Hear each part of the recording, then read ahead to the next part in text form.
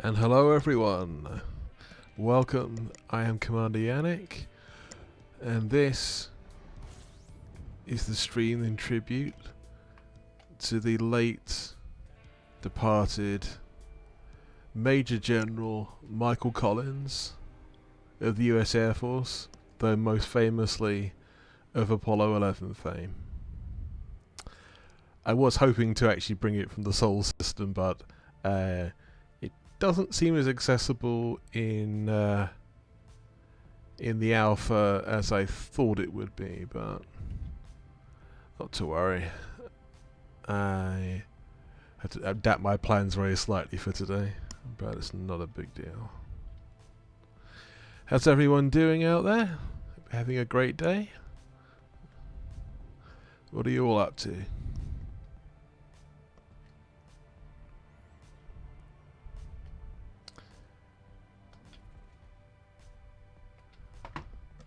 I think here in the Nervi system at the centre of the 50 light year alpha bubble, it is sort of fairly sort of, like I said, there's several systems you can visit within 50 light years, but obviously this is the heart of it, and I transferred a lot of my ships into it. So that makes sense. Obviously there's some conflict zones here on the map. I assume that's what the cross swords mean. Very surprised it meant something else, but let's investigate something else.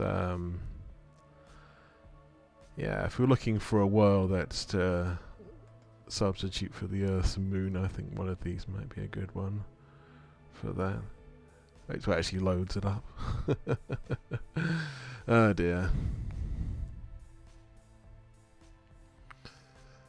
So there's this also landable planetary atmosphere one over here, which I will probably check out a little bit later. Yeah, Nervi 2B, that looks like a sort of viable body from what I'm after. Yes, that'll do nicely.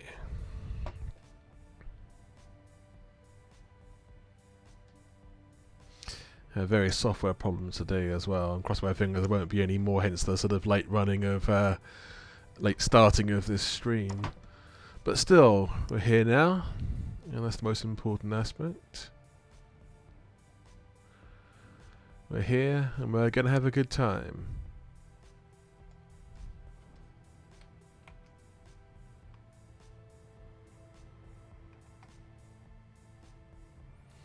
Yeah, I think this is probably quite a good substitute for the Earth's moon in terms of an airless world that we can go to. I'm just hoping that it actually is, as much as I'd anticipated. I was actually originally going to host this at Horizons and then switch over during a break, but yeah, that hasn't actually worked out quite as well as I'd have hoped. Ooh, and planet's actually at an inclined angle. Planet, I should say, moon is in an inclined angle. Or is that another body? No, this isn't this moon we're flying to. It's another body that's an inclined angle. Interesting though. Still very cool. See, the plane changes are quite... I'd slow down a little bit for this one. Yeah. Obviously, this part of the Phase 4 Alpha is supposed to test compatibility with existing ships and modules and everything, really, I suppose. Not fleet carriers. I don't think fleet carriers are involved in this one. It's one of the things that aren't actually carried over from the accounts of commanders who have bought the Alpha. But yeah, other than that, all your other ships can be sort of transferred into the Nervi bubble, as it now is. Okay. It's an interesting looking world. Apparently this isn't the final iteration of the planetary tech that's going to be used for Odyssey. It's apparently akin to a prototype. So that's... Yeah, there's definitely differences to Horizons, but hoping that some of the more spectacular cliffs and what have you will come around in the future. Apparently there's some kind of weird, interesting sort of bug that has incredibly high cliffs. So I'm going to check that out maybe at some point in the stream, but yeah, we'll see otherwise. Okay, I'm going to bring myself to a halt here. As makes sense. It's a beautiful day though. it's always worthwhile.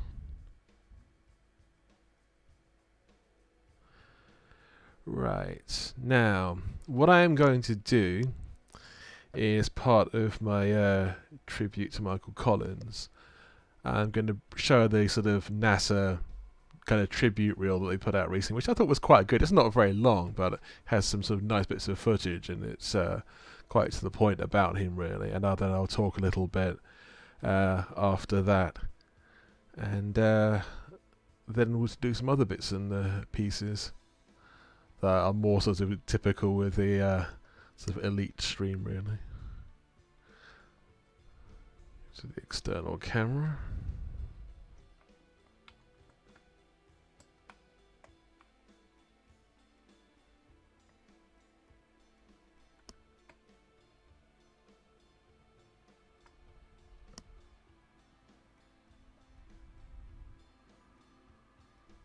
Find the correct shot. One as epic and dramatic as possible.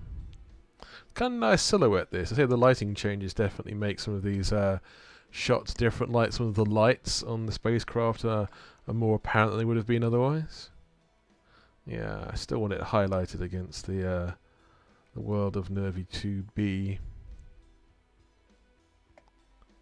Here we are. Perfect. Good that the music is, I'm going to have to shut you down. Ah, yes indeed. Right.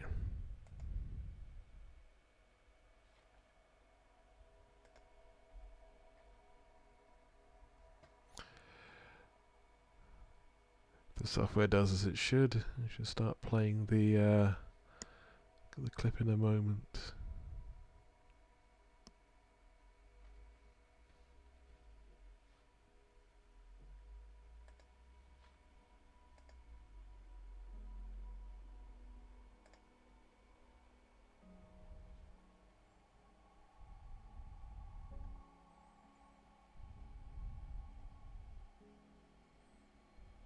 Gemini was a vital, a bridge, a link between Mercury and between Apollo.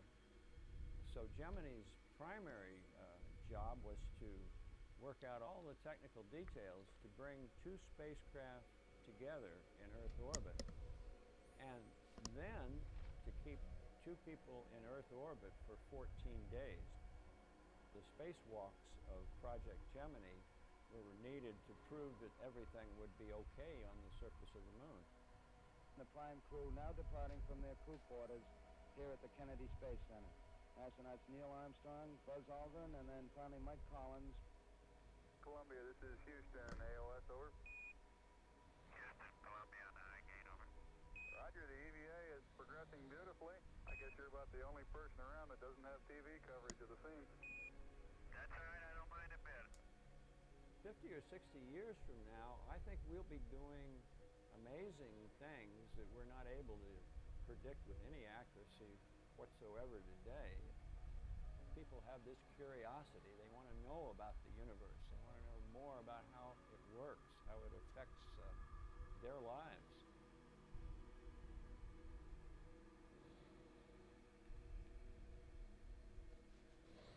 There you go. Yes, Michael Collins is not just known for obviously being the command module pilot of Apollo 11, though that is arguably his greatest sort of contribution to the history of the human race, to spaceflight, to aeronautics. But he obviously was the pilot and spacewalker on Gemini 10, along with the commander, that one, John Young. I think most of the Gemini flights did something of interest, and underrated program, that one. But before that, he was known as like one of the best test pilots in the United States, and particularly respected within the US Air Force, which he was an early project pilot for the Phantom, the F-4 Phantom, one of the most successful aircraft ever produced, pretty much ever, I think, by any country. Sold to so many nations around the world. Sort of a classic Cold War jet. But there's quite a few astronauts who were involved in that, the development of the Phantom. I think Dick Gordon, Apollo 12, also command module pilot, and trying to forget the guy's name for a second, Elliot See as well, were also involved in the development of the Phantom, all members of the astronaut corps. Unfortunately, Elliot See never got to fly in space like his compadres, because he died before that became a possibility. But Collins particularly strikes me as being, one of the quieter and probably maybe more underrated members of NASA for those years. Obviously, he is known very much for Apollo 11, and kind of rightly so. But he wrote them some excellent books about space and his experiences at NASA and his Air Force career. There was Carrying the Fire, and then there was another one that was something more mundane. It was like The Life of an Astronaut or something similar. But they're both very good books. And he seemed to be sort of very accessible and very humble about his achievements. I mean, a lot of test pilots are not very humble people, to be honest. They try to be, but it doesn't always work. But he was very memorable, and I think he's definitely been one of these people who, outside of just being in the space program, he's been able to help educate people in the benefits of space, to the human race, really, beyond the sort of the obvious things about landing on other worlds, but the sort of long-term benefits. A very sort of quiet and unassuming guy, but fascinating person. There's so many fascinating people amongst the space program of that era. There are still today, but obviously in that particular era of pioneers, it would be it's understandable as to why there were so many sort of outstanding people that made such a big impact, such a short period of time. And here we are orbiting around a body very similar to the moon, really. It's sort of nice analogue for it.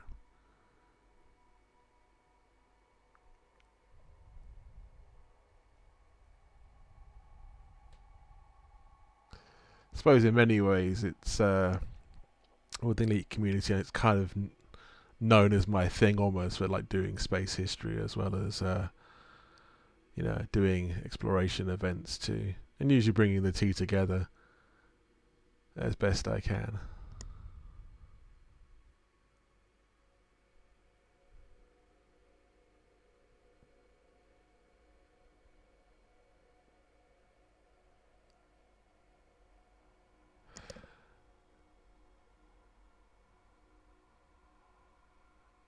As he returns to the universe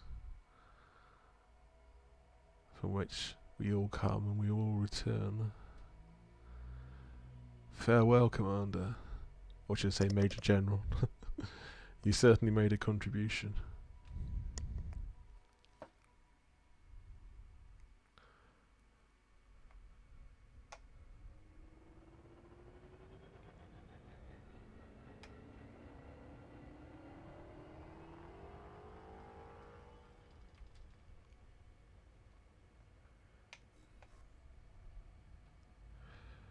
I'm going to return to the station where all the spacecraft are to start the rest of what I was planning to do anyway for today, before the passing of Michael Collins. Well, that's to sort of evaluate the ships within the hangar and just have a close look at them, really. So obviously so far we've had these sort of just the Cobra and the Adder to really look at, but now get a good look at all the different ships in their glory. Actually, which one is it which station do my ships dock at? This is a good question. It's on the map. There it is. Excellent. Excellent.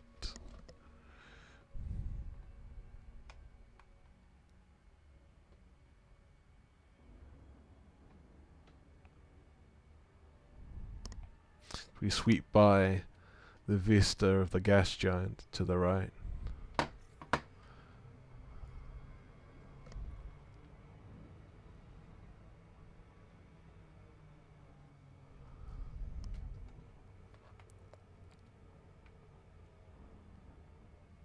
Too busy looking at the planets to slow down properly.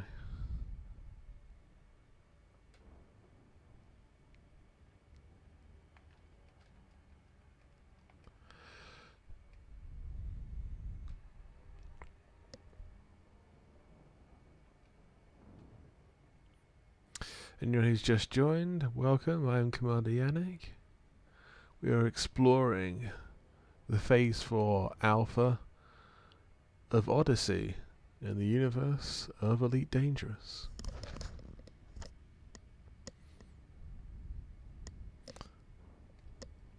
Has anyone tested closed captions at all for this? I switched them on recently, but I don't know anyone who's actually started using them.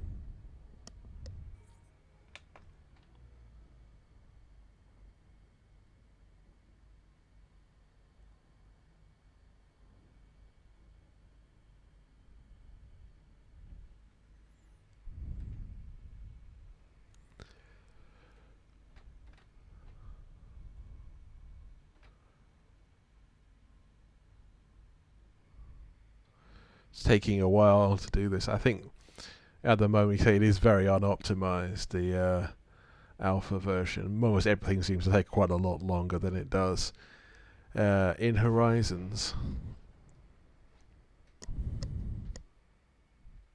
Actually, it seems even slower than it was earlier. The frame rate is going down quite considerably, which is unfortunate. This is the weird thing. This is all in game. The drop frames on the stream are not very high. How's it for everyone out there?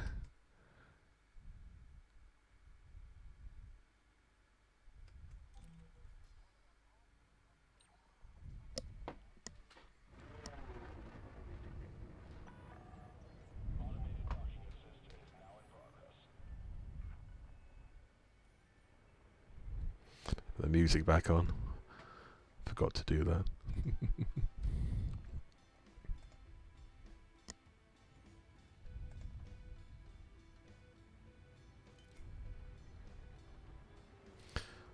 This is painful almost, the frame rate now.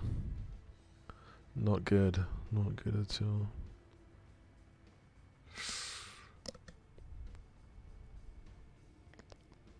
Considering I actually turned some of the graphical settings down to get a good frame rate. Having said that, I do wonder the situation like at the beginning of a lot of the when a new phase begins in this, like every man and his dog is trying to play the game at the same time. I suspect that's probably true.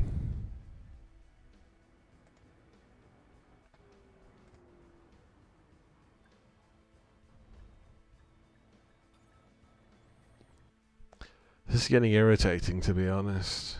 I might actually just switch to Horizons if this continues, because this is bad.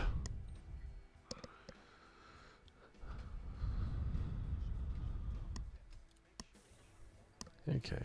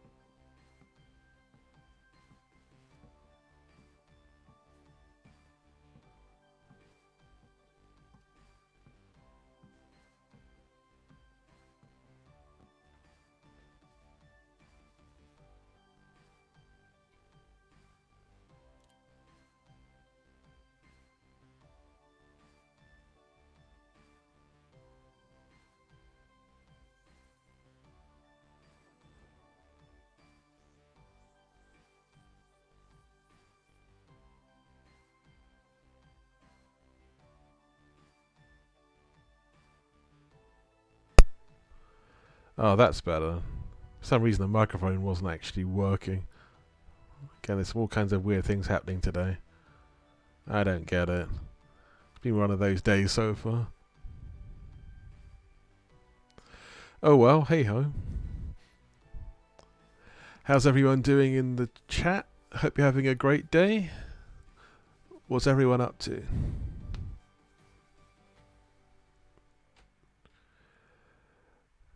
As I was saying, when my microphone, it was having issues with that. I'm about to switch into the Corvette to see what that's like from the outside.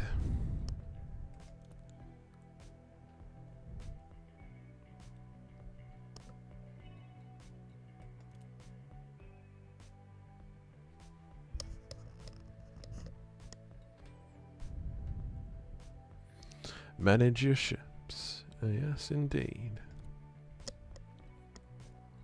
I got most of my ships over, so I can have a good inspection. Yeah, let's look at that. Yes, I'm going to use that one.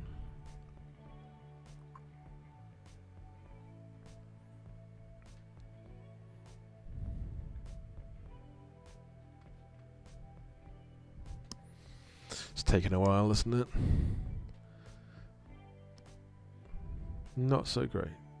Not so great.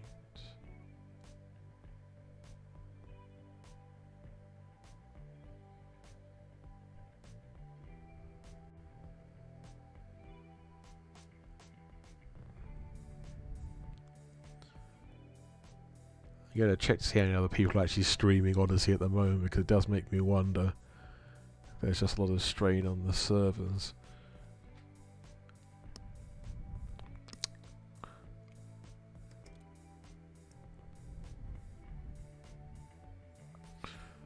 Having said that, it's not as many as I would have thought.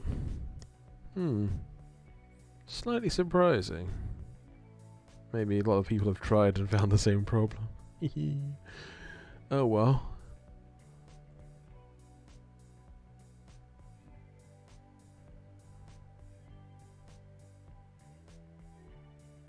Okay, no, not to worry.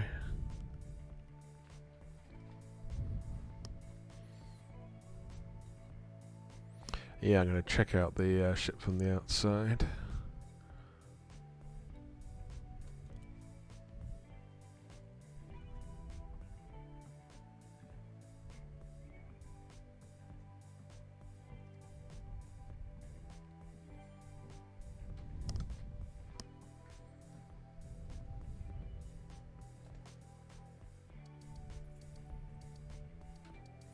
Okay, here we are. Right, first impressions from the outside of the Corvette. It's got a long nose, isn't it?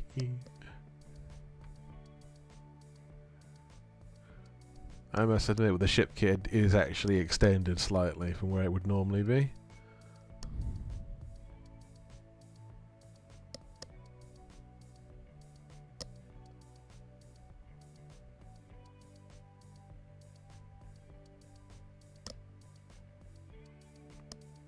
Yeah, the frames aren't beyond about 14 frames a second at the moment. That ain't good. That ain't good at all.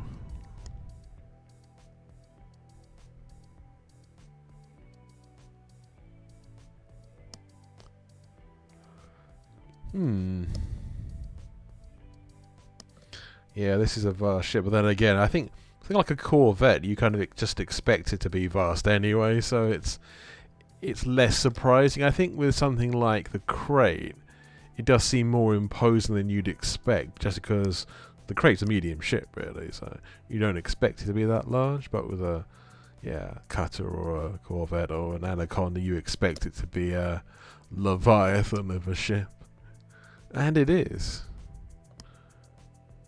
Definitely knock your front teeth out this one.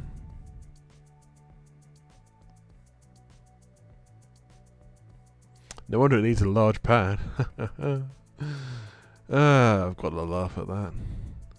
What else can you do?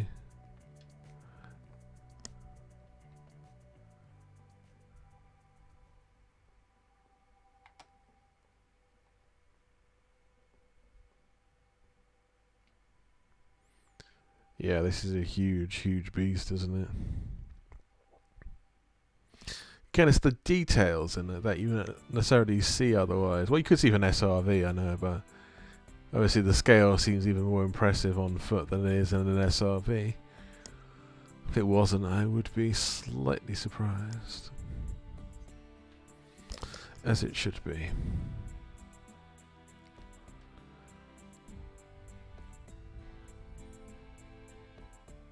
Doing the crab walk, going sideways.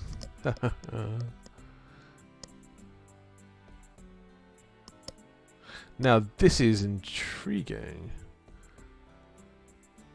I have the ship kit obviously as well, so I've got these sort of... This area of the ship is extended beyond the engines.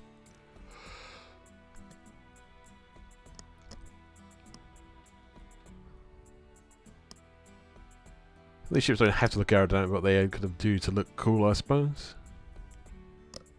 I mean, the Beluga is probably the most aerodynamic of the major ships I can think of. Or the Orca. But yeah, I think the Beluga having wings would be... give maybe actual aerodynamic lift in an atmosphere.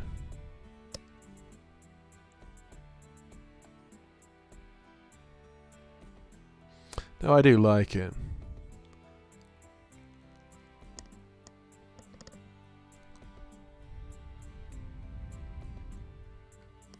I'm going to go into this and see what we can do and see what kind of... I don't expect combat has very much changed, or maybe a glide over some planets. See what this Behemoth has in store in its new Odyssey, guys.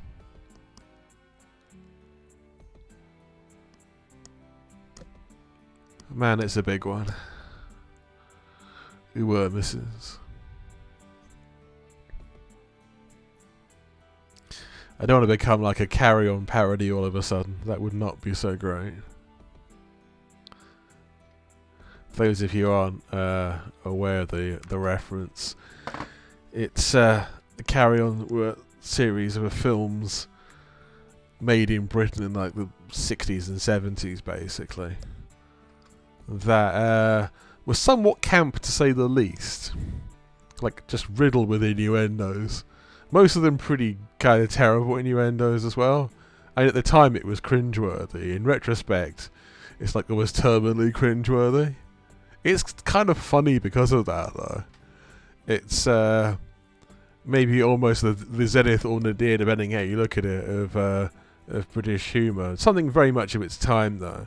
These days, you don't think you could probably make it at all. Well, if you did make it, it would probably get cancelled in an almighty backlash. But hey, times change. Right, let's fly and have fun.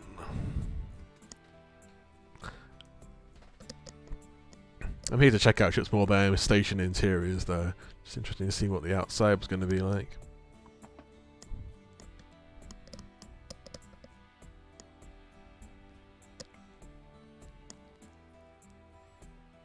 Okay, here we are.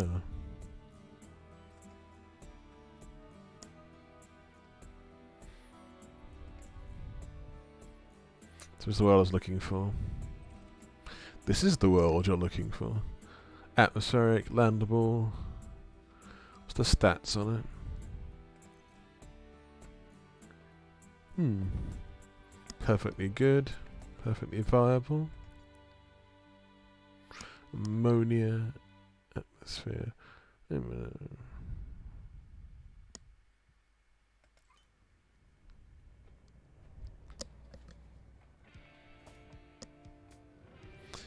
You say Ammonia World's supposed to be in lore where the Thargoids reside.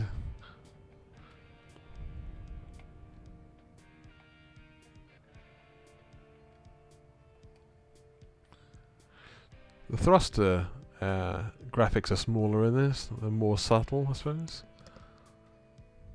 Quite like the old Horizons thruster animation. On this ship, anyway.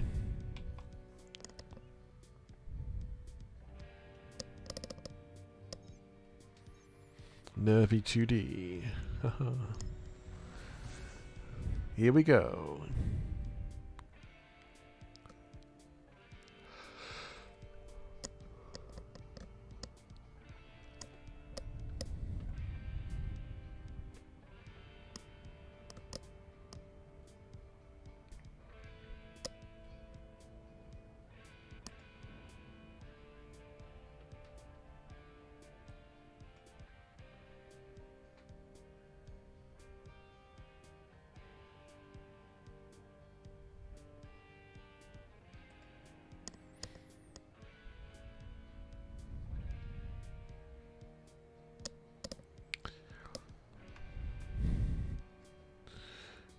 It's been a bit of a slow day today.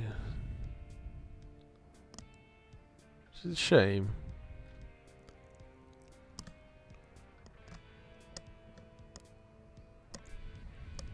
Still, I'm going to make the best that I can of the Odyssey Alpha while it's still here and functional. Because obviously the live game doesn't come out until, what, May the 19th?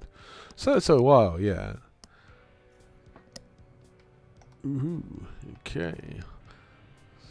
Gravity braking. Ahoy.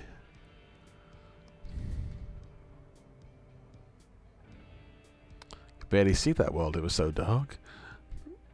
I can see on the sensors, of course, but yeah. Eclipsed against the sky.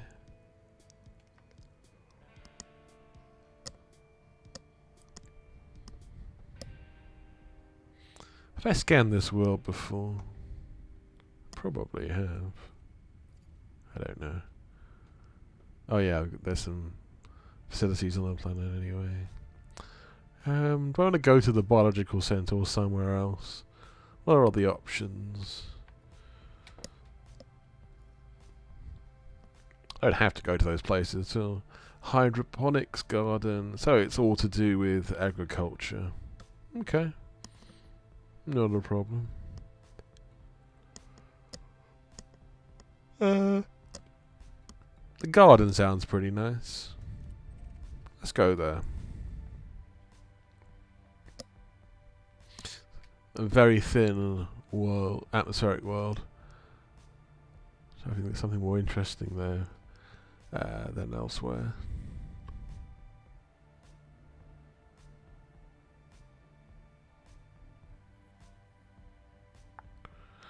Yeah, you see the very thin sort of layer of atmosphere around this this world. There it gets a bit thicker as you get closer, but yeah, it's cool.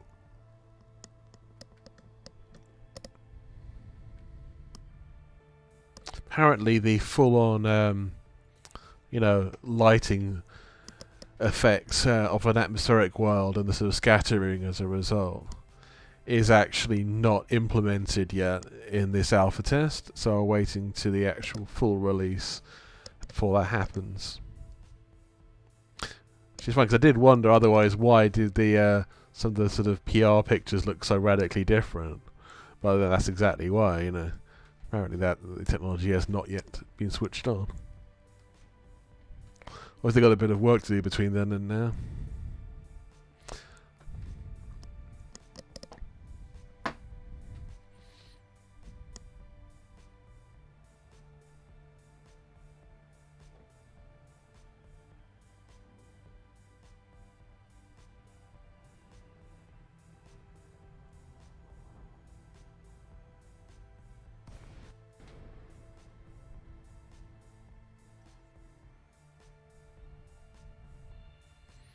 See the atmosphere around, a sort of purple haze.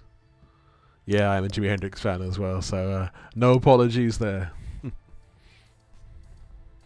No apologies whatsoever. Hendrix is the man, and will always be.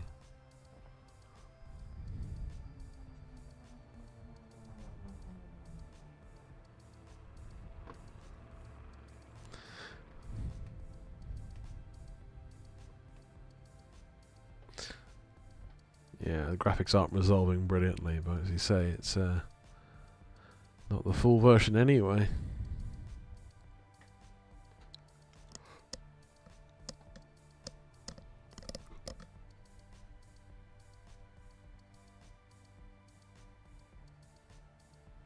waiting for the graphic to resolve a bit more, but I think I'll go in anyway.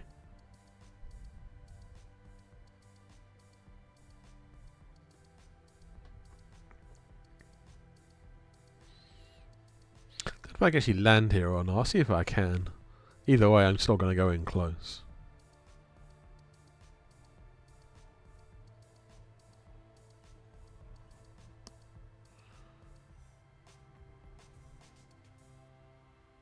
No weapons. I do have weapons on this thing, so yeah. That's an invitation to light them up.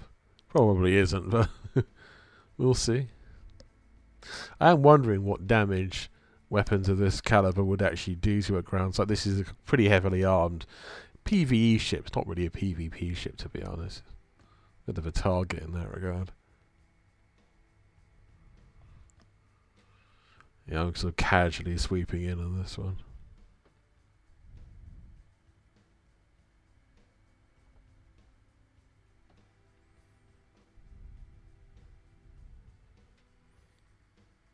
Resolving, I think so. It's kind of fairly camouflaged against the size of the canyon, for that matter, or side of the hill, I should say.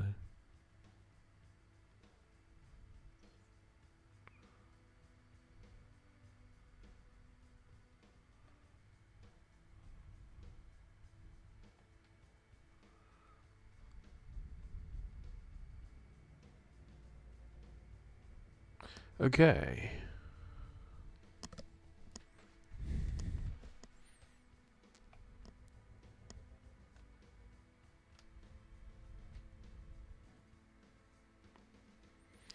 Do I actually want to land here? Don't know 100% sure that I do. If I can land, I will. Let's see what the place is like before I do anything. I'll line them up. No, I'm not about to do that. I might. It's fun. I think I can get shot down if I do. I think there's probably some kind of base defences here. But if there wasn't, that could get very interesting. So these FPS missions, so you've got air support, but this is not really so much air support as in like a whole air wing in one starship, you know. Yeah, I have to be careful with the nose of this thing. Yeah, as I thought. I just hit the nose into the ground. You do have to be careful with a ship of this size, certainly. Okay. Oh, backing landing pad. I better back the F away.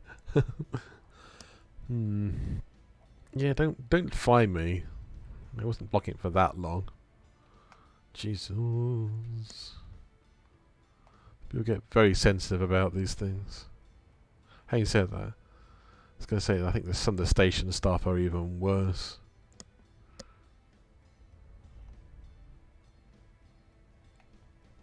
So there is actually a landing pad here, so that's something. Some of these new Odyssey era settlements do seem to have like at least a couple of landing pads. I'm kind of scraping the ground at the moment here, so I better be careful.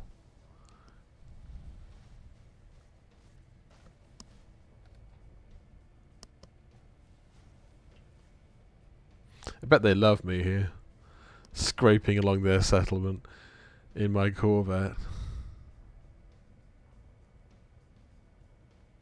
It's pretty well shielded, so I don't think to worry. I don't. It's interesting. It's a very small trespasser.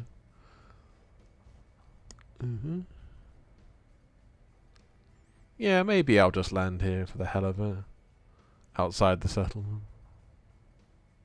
Yep, do that. No valid area. How far outside the settlement you have to be for that to be the case? Okay, go for it. Oh please, you just found one. No valid area. There you go.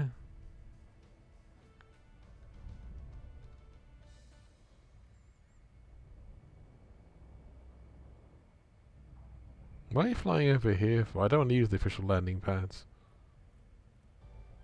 No, it's not. I think it's landing outside the base.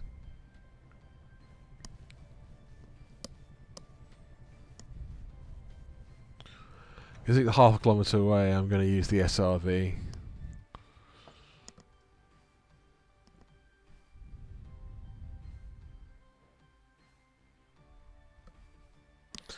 Yeah, no thanks. Actually, no SRV bays. I had them installed before. How weird. Oh well, I'll just have to leave it alone then, I suppose.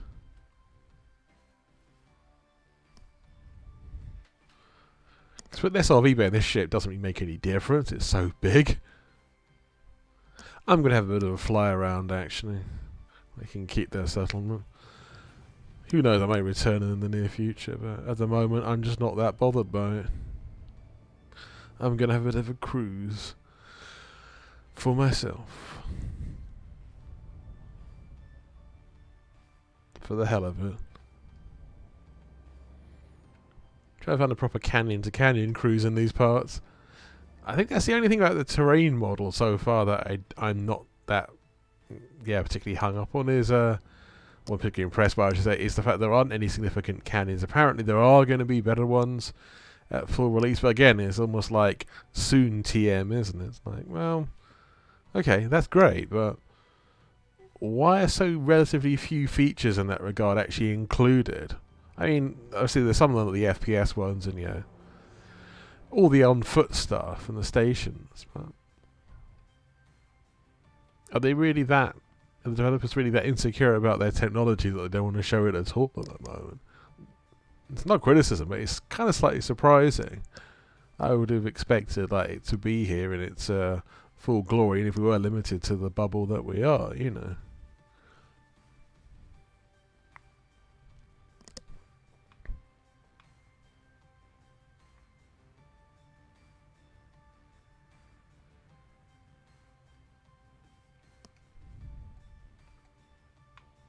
Did hear one interesting story though recently that I think came from the recent live stream actually by Frontier.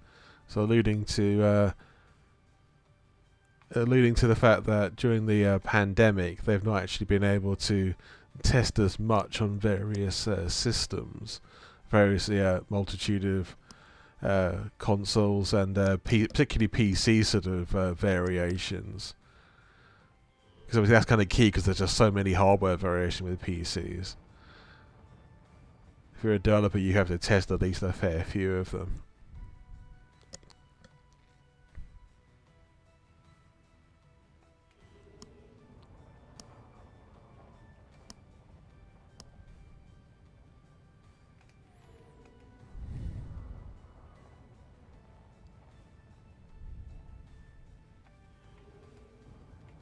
It's not much of a canyon cruise, this one. It's just like a small dip in the ground, really.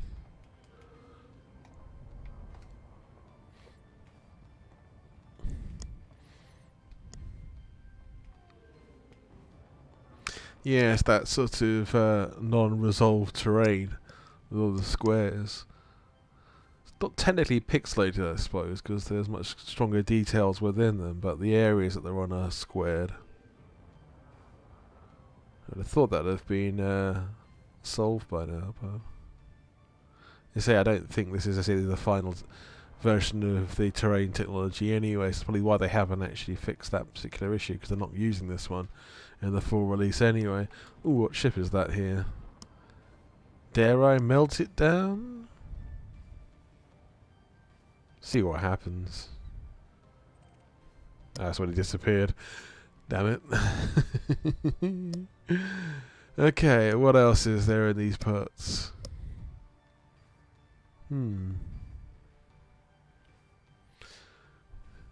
Not the most featuresome planet I've ever seen.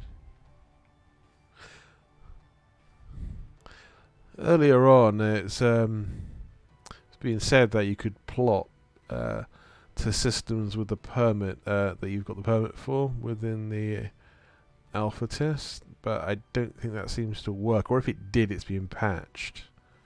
I tried various ways of getting that to work and it just didn't. Yeah, so I'm going to assume it's probably, if it ever was a thing, it's not a thing anymore. Hey Vanta Black, how's it going? Yeah. Frame rate's kind of variable today. It's not too bad right this second, but it was pretty bad earlier on. How are you doing anyway?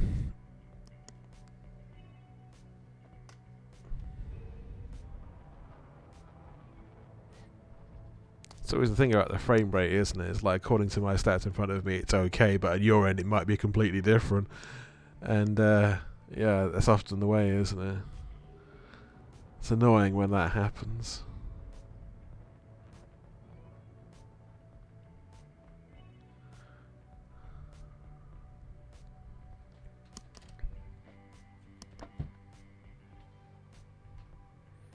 Cool. Oh, you're also out in a Corvette. Also, yeah. Stocking up on mats. Yeah, that's a good idea, actually. I think a lot of people are doing that right now. Going on a quest for mats. I think I'll do the same, actually, in the near future. I think, to be fair, my next Elite stream is probably going to be in Horizons doing something like that. Or at least be one of the things that I'll do, because as you say, like, it's a really good idea. If you need to do any engineering, obviously there's going to be like suit engineering, which is going to be obviously a thing. They have said looking at SRV stuff. It's like supposed to be like a new SRV at some point. Obviously they're not talking about it yet, but I'm wondering if like SRV engineering will be a thing.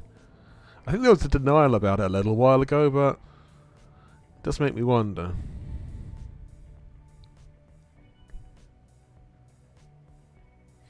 Still, I'm just enjoying the old Alpha. Well, it's still here.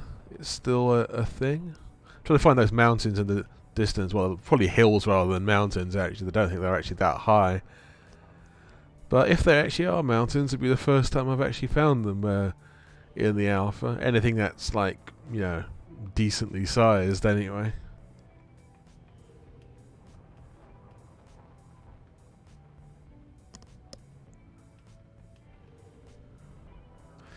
I think it's one of those, it's like the expectation, isn't it, obviously, around any new release or DLC, or how it's going to go and what will happen in it. But obviously a lot of the talk at the moment is that, you know, the initial release of Odyssey is going to be an effective beta. Just because the fact it's coming out so long before the consoles, well, all the bugs will be ironed out in that version. So beta and all but name. Yeah, I think that makes a lot of sense. I mean, Horizon when it first came out was very buggy as well, and I'd be genuinely surprised if when Odyssey comes out it doesn't have a whole bunch of different bugs. Just how bad and what they are is the question.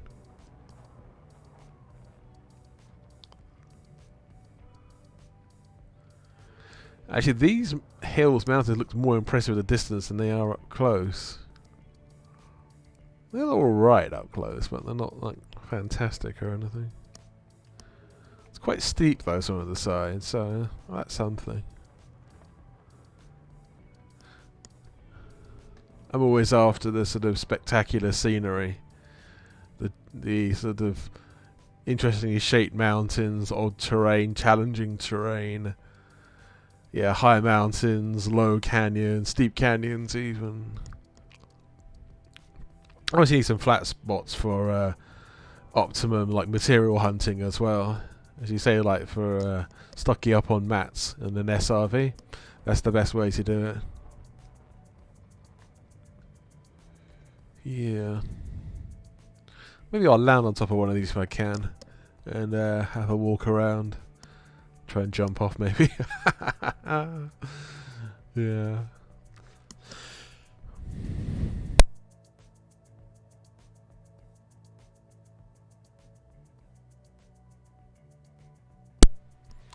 Ah, here we are. Which one looks most promising? This one straight ahead, probably, for our landing zone.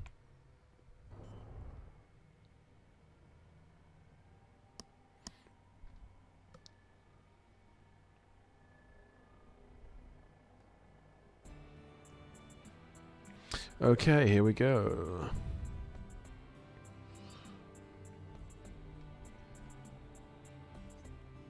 Try and land here somewhere.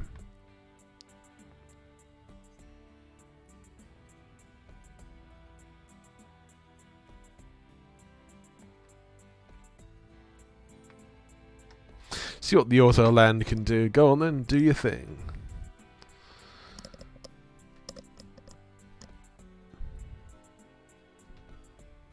No valid area? What do you mean no valid area?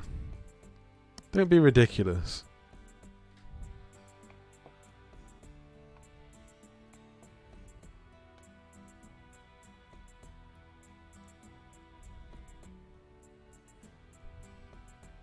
It's got to be landable up here, surely. It's not that bad, you know.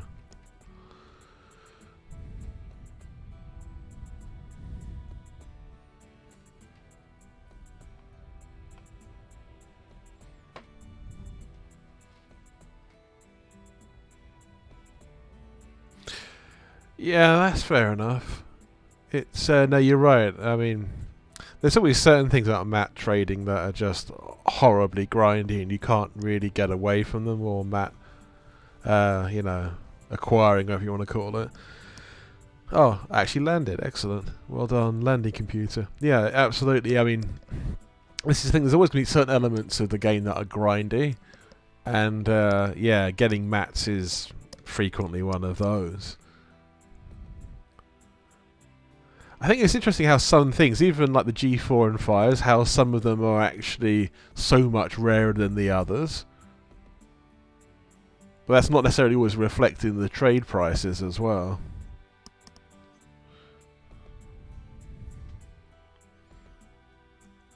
Let's go out on foot and see what fun we can have.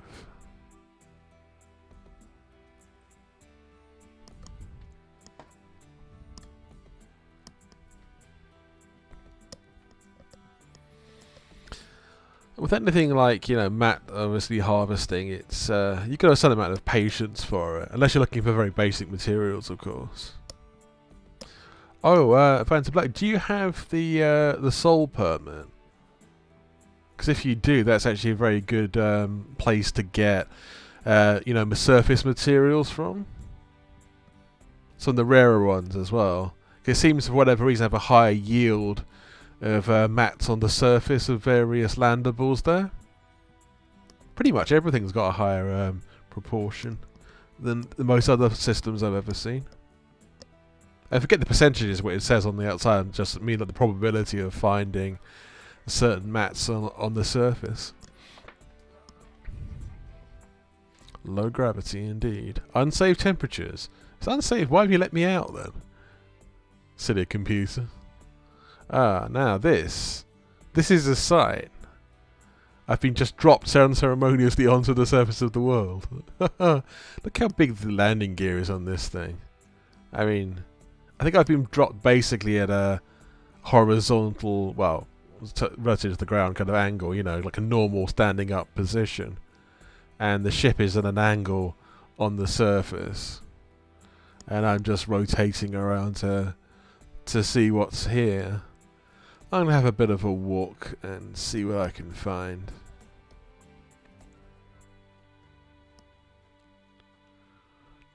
Ah, back to true exploration. Well, it's not really true exploration.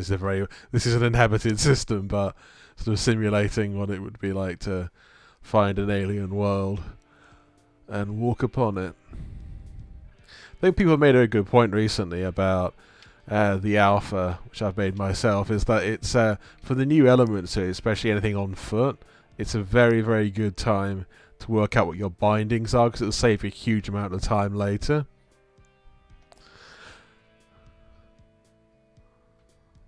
Oh, that's good. If you've got planets bookmarked for it, then that's, yeah, most of the battle, isn't it? If you've got good sites for everything, and that's in space or on planets, that's very important.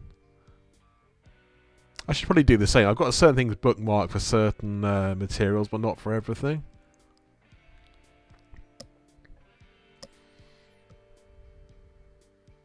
Gravity is 0.13 G. Temperature 167 degrees Kelvin. It's pretty cold. What's that? What, 110 below? Yeah. 110 C below anyway. And here I are on top of this mountain hill on this atmospheric world, which is something I have waited a long time for. I think we all have waited a long time, in all fairness.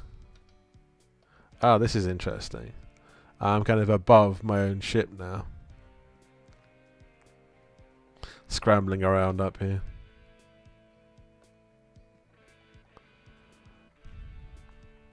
Aha. Here we go.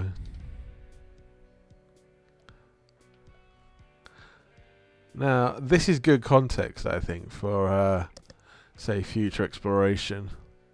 Find a world, set down on it, claim the first landed status.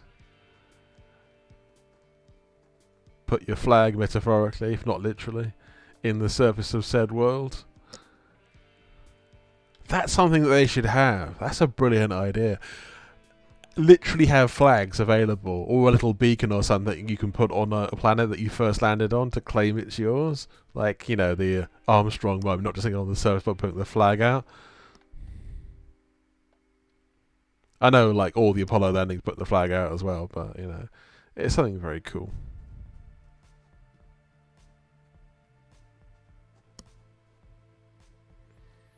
See how much I can scramble up surface without having to actually jump for it, or use any other methods of propulsion.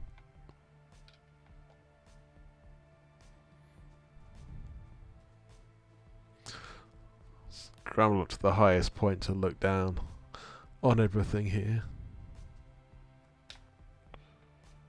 Ooh, that's nice. Nice view over the surrounds. One thing I have noticed about the terrain generation is that it is a lot more sort of rounded terrain, which is true. There is quite a lot of that out there in the solar system in real life. Some of it's jagged, but a lot of it isn't. Like, you know, on the moon particularly, there aren't that many jagged bits of terrain. There are some, but a lot of the mountains are kind of quite smooth.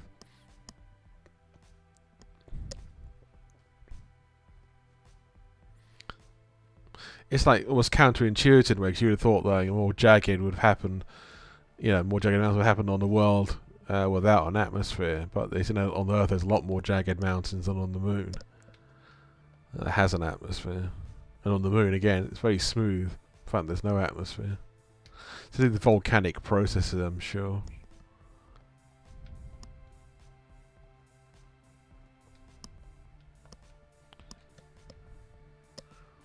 No, absolutely, Vantablack. It's custom designing your own flags would be absolutely awesome. You know, like import a a JPEG or something, and yeah, and have your own flag. That'd be awesome. Especially if you're in a group and you've got your own sort of group, you know, decal or emblem anyway. Make a flag out of it. Or if you're an expedition, use the expedition flag. You know, the expedition logo. That would be awesome. I'd love to do that. Little details like that would be really, really great. I mean, it wouldn't be that difficult for Frontier to do either. Okay, I don't expect it to be permanent or anything like that, because, you know, I think, I mean, other MMOs that there's been too much like game litter. You know, there's all these sorts of, so many things that just clutters the game up. But if you just like, it's just something that for fun that you put it there, and it won't be permanent. But it would definitely be, well, let's say be there for like a day or something like that afterwards. So if you're having an expedition meet, you could actually all like get around the flag, but if you were there 24 hours later, it would disappear. And that would be fair enough, I think. Again, to stop sort of game litter, really.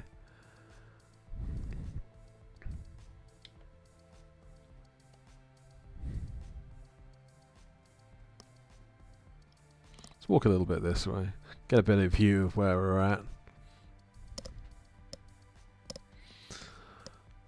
Yeah, game flags is definitely a good step.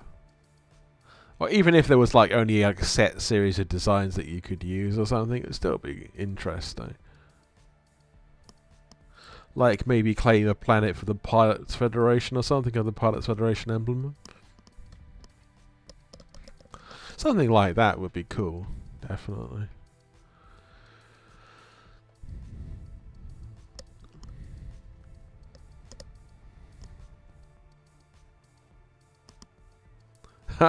Statue.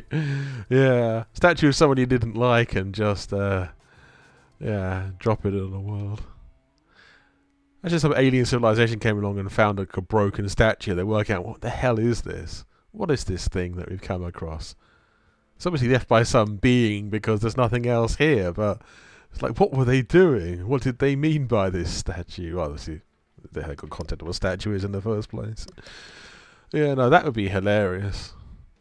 Having said that, even with the in-game lore, imagine someone like, someone doesn't like President Hudson very much, and they put a statue or him and maybe desecrate it at the same time.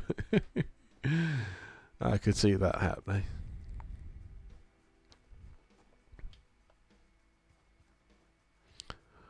Oh yeah, there's many things that could be good to do.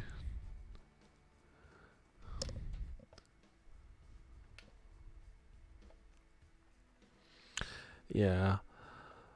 Everyone having their own Armstrong moment is definitely a big thing. I mean, I think actually the most play activity in the history of Elite Dangerous has actually been in the last year. I think with the inclusion of fleet carriers, apparently they actually set the numbers of regular players, wouldn't say through the roof, but increased them quite considerably. I think particularly people buying through Steam seem to have increased massively because they went, up in all the Steam stats. And like Steam had always been quite a secondary sort of way of buying it compared to like the Frontier launcher was always the biggest like single market, I think. So yeah, that's definitely changed a little bit. Look at this vast ship. Haha. Looks pretty cool though. I like it.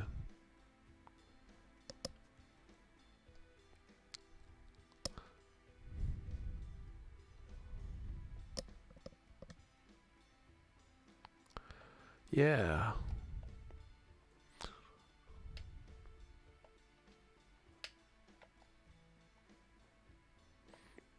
There's no plants around here, unfortunately. Well, to be fair, I wasn't really looking for them anyway. I was just landing somewhere random to see what was what. Nice to have a view. Definitely nice to have a view.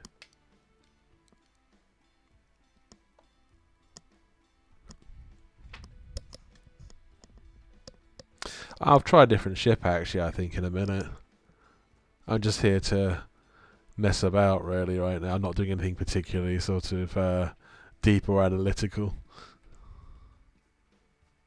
Maybe thinking about the game more broadly, I am doing that a little bit, but in terms of in-game at the moment, not so much, no.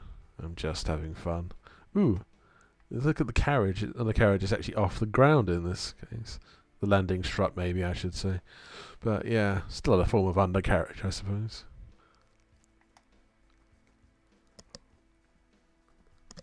This is it, you're so used to like traversing distances in SRVs, and it does it quickly. Now I think this must be where the SRV bay is above here, because it seems to be, or unless that's actually where the undercarriage tracks into as well, which it could well be. Oh, okay. Fair play, fair play.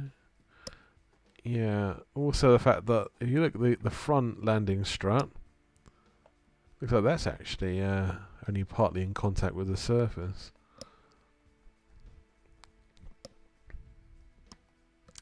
Okay, I'm going to go back and change ship and fly around being silly, as I want to do. I did think recently of actually using like Monty Python samples on this, but unfortunately they're very much copyrighted and I don't think I can get away with it, to be honest. Which is a shame. It would have been fun. Because very few people don't like Monty Python, or at least find it a little bit funny,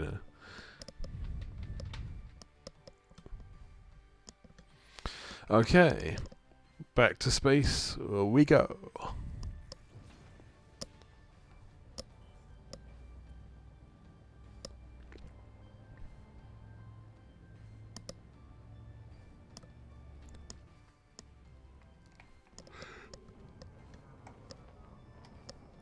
How's the frame rate now, Vanta Black? Is there any improvement?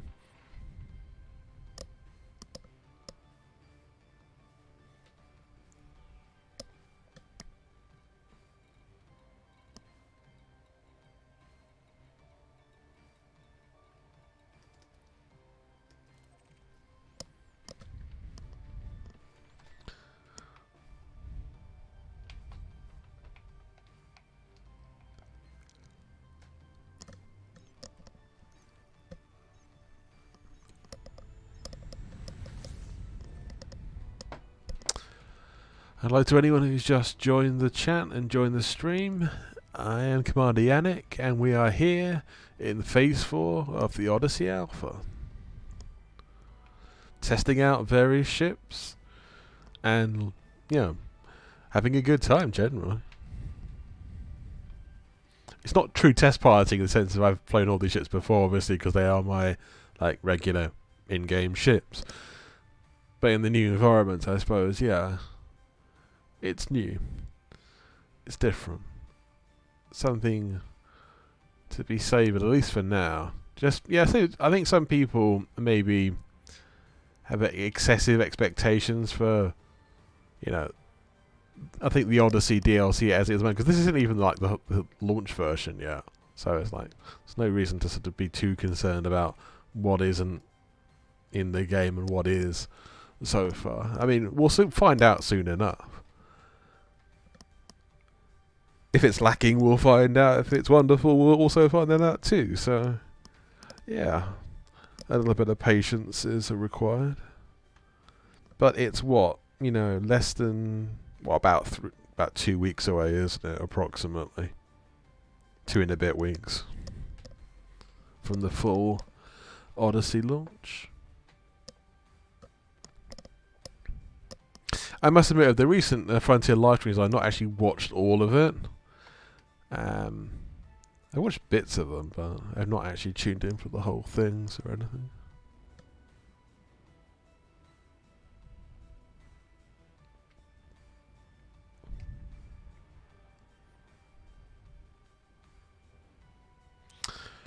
Oh, yeah, just so I remember, for tomorrow's stream, the Friday stream, I will be giving away Elite Dangerous, Horizons, and the base game. So anyone hasn't got Elite and would like it, I'm going to be doing a giveaway for that. And or if you already do have an Elite Dangerous account, you might want an alternate account, and that will fit the bill nicely. So either way, watch the stream and you can get one if you're lucky.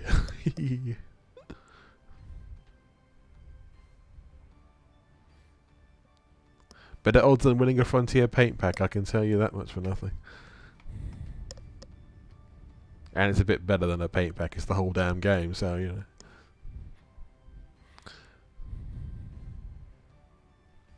anyone who wants it, do watch. And we'll have the usual jolliness, the jocularity of the stream.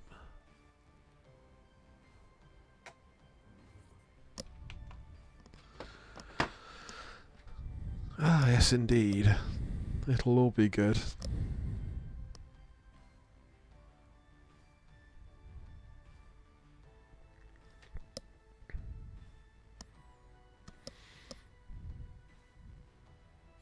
It looks like it's not actually dropping that many frames at the moment, just the frame rate has been a bit variable.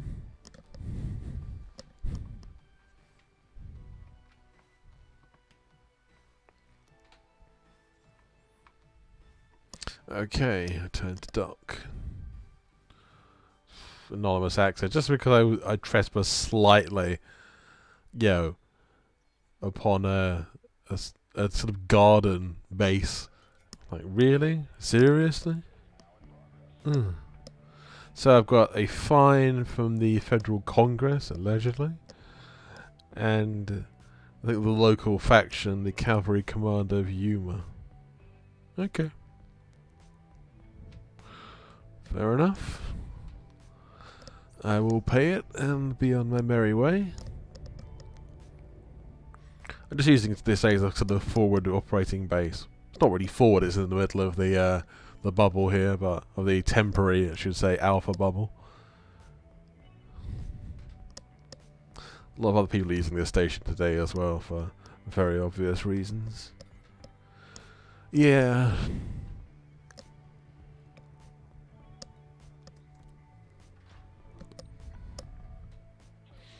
Starport Services. I think so.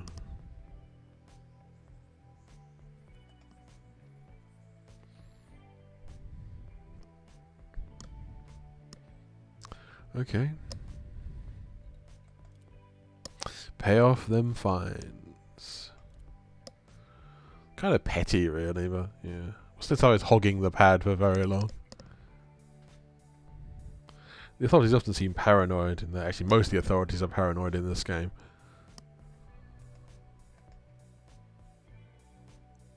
Ooh, I've got a bounty. I'll redeem that while I'm still here. Ooh, no bounty. Oh, wait a second.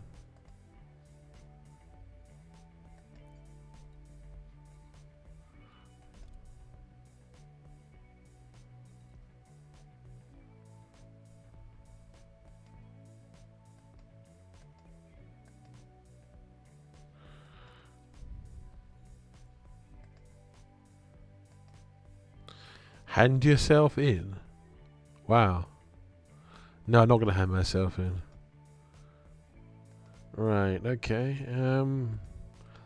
Any other fines I have to pay from local authorities? Allegedly. Fined by federal Congress? Like, where's that from? Don't even know who they are. Okay, well, can't I pay off with other factors?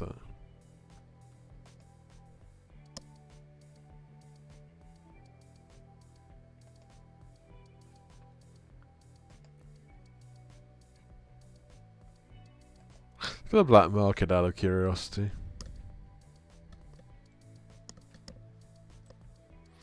See what they've got going on. Nothing, rather looks. That's helpful. Ah, dearie me, dearie me.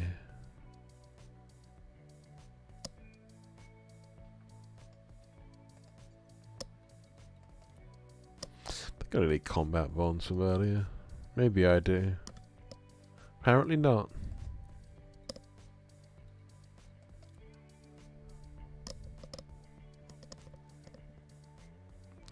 Okay, something missing from this, isn't there? Yeah, usually all fines come with this, but for some reason that federal one isn't showing. So I can access the station facility, I'm not that bothered by it. Okay, shipyard.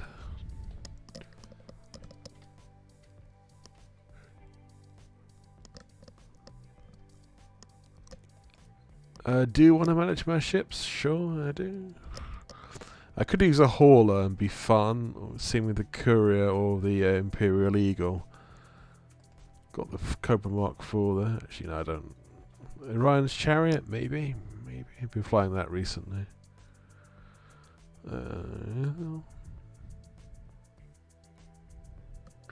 Yeah, I could fly the Beluga. That might be quite interesting. Or the Cutter. Lots of other sort of random ships that I've got.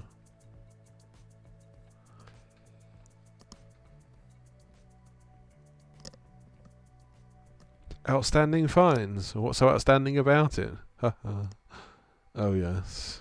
Yes indeed. Sona's always got a pretty good boost on it, so I might use that. That might be a good one. Pretty sure that's got an SRV in it, because that's a exploration ship. The one that I used on Apollo 11 expedition.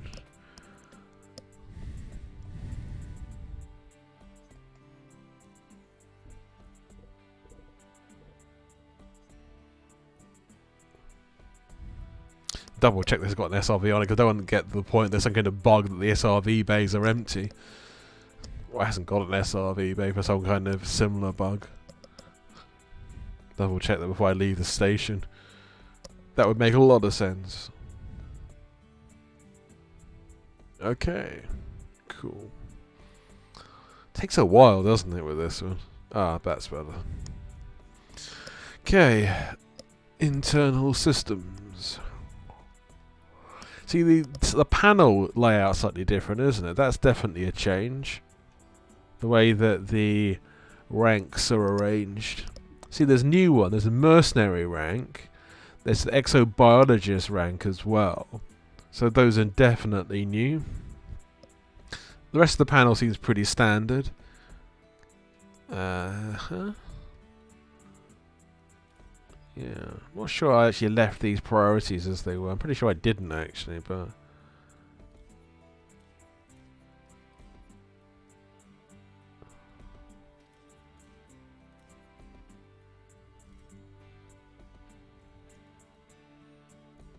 Yeah, frame shift drive should be a 2. Cargo hatch I'm not bothered about, I don't really have any cargo anyway. Sensors, again, not high priority. Really only the thrusters and life support should ever be a 1. Actually, you need those no matter what happens, you know. Yeah, I think a lot of these have been reset for some reason. Okay.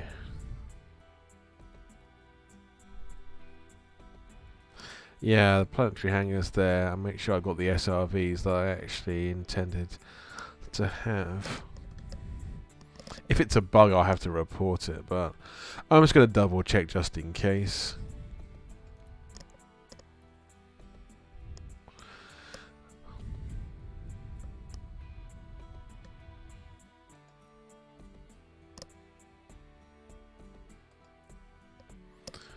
Right, okay, so I do actually have 2 scarabs in the bay.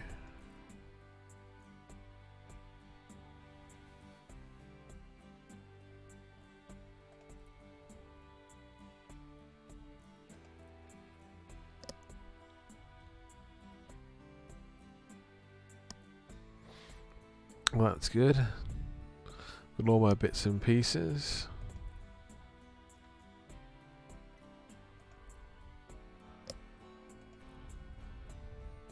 This is unarmed, but it is pretty fast. As you can see, top speed it can cruise at 504, boost to 639, which is pretty rapid.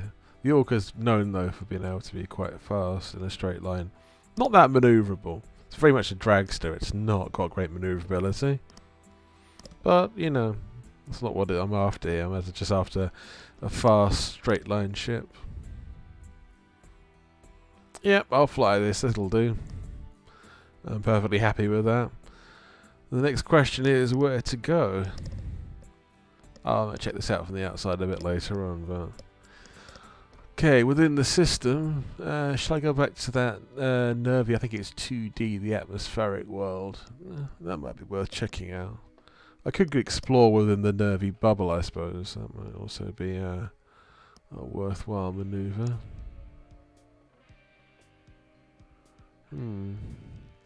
Yeah, maybe I should explore a little bit.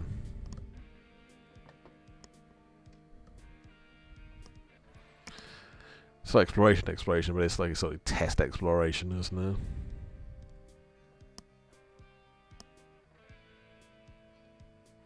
I'm just looking at the closed captions, you know, voice to text translation. It's pretty good, but there's bits of it that aren't looking so hot.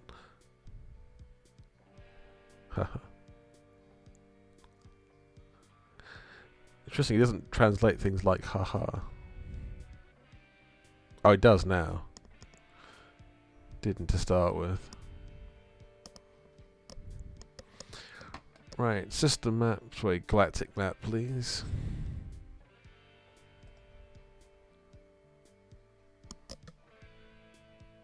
Would be nice.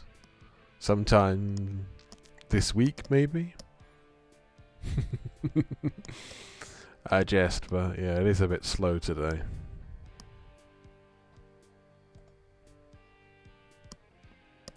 Come on. Please do this faster. This is not funny. Oh, thankfully no. Huh?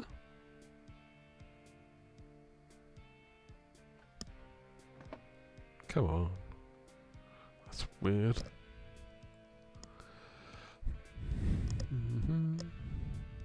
Okay. Right, pick a random system, I suppose.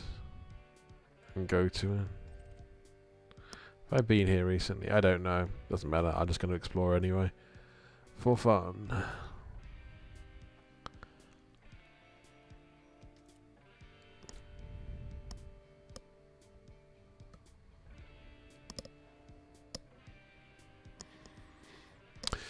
To anyone who's just joined the stream, I am Commander Yannick.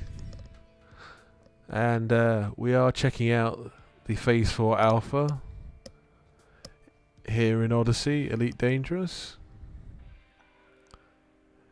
The Michael Collins tribute part of the stream is already over, if that's what you tuned in for.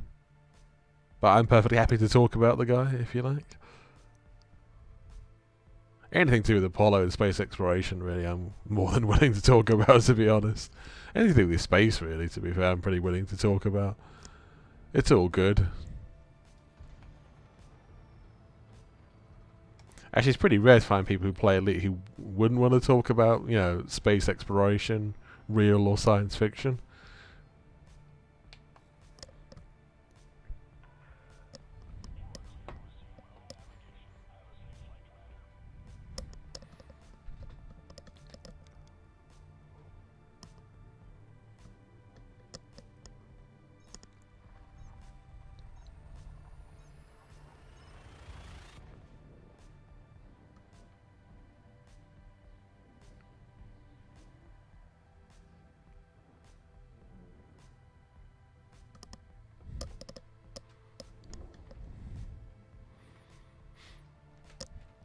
Does anyone here do much AX work, anti-Xeno work?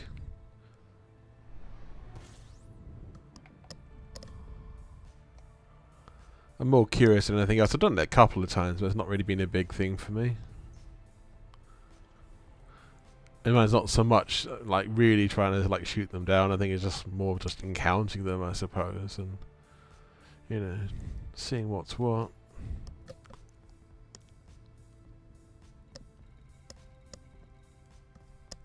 Okay.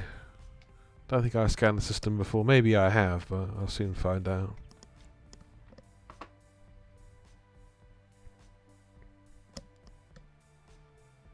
Huh. Detention ship.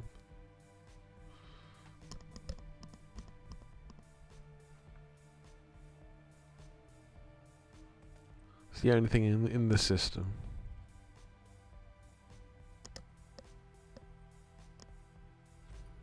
There's only 3 bodies on the first list, so no landables here, that's fine. I will go elsewhere. Oh, that's fair enough, trying to get combat rank. Yeah, no, I understand that. What rank are you at the moment, then?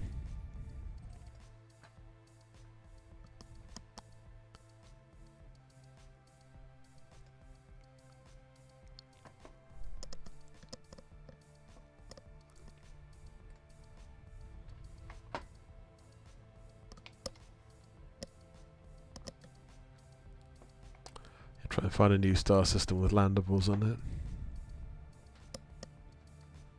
If we can find an atmospheric landable, then that's a bonus, really. Would be nice.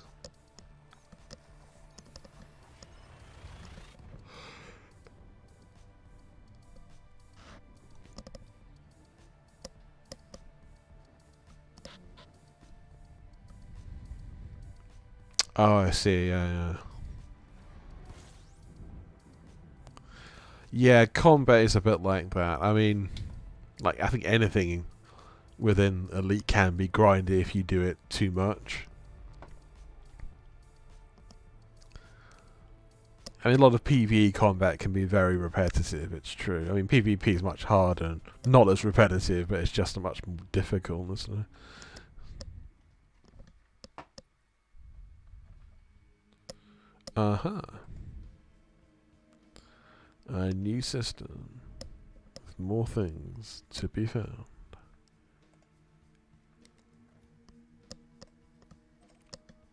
Yeah, let's go here and see what they have for us.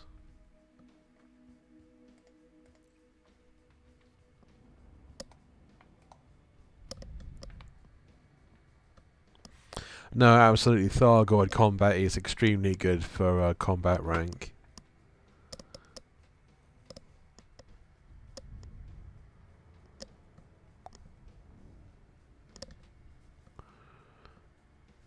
Yeah, it's one of those things. It's like one of the few areas to go I've never really actually gone into in any particular depth.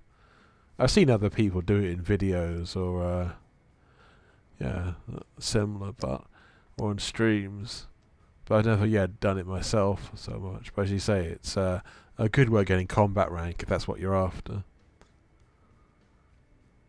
I think they're basically like the toughest NPCs in the game, the Thargoid ones, so that's why it's good combat rank, because it's a lot tougher.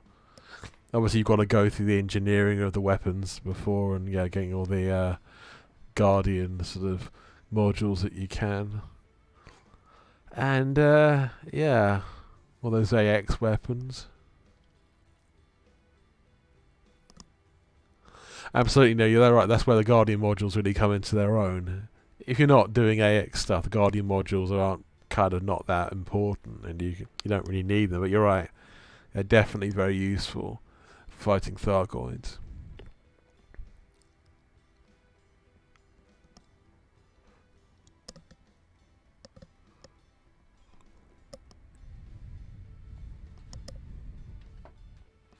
Yeah, that's the thing is, you need a particular AX build for anti-Thargoid work, which wouldn't be much good as a standard combat build, but that's just the way it is. So a lot of people have like specific AX ships for that reason, and they have like a combat ship and an AX combat ship.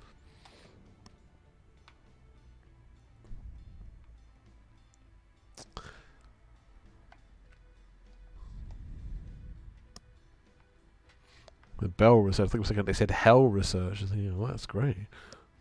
It's a good name. Yeah. It's an icier world, this one.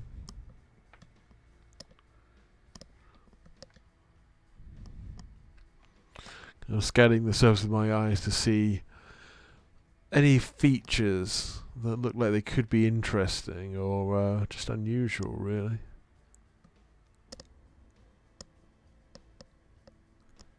It's like having sort of trained my eyes to spot things with the Horizons world, and I'm having to sort of retrain my brain again for Odyssey ones. Though, to be fair, this is not the final planetary tech, so it's not a waste of time, but it's maybe sort of some like basic inclination of the kind of thing that are going to be happening for explorers for the full Odyssey drop.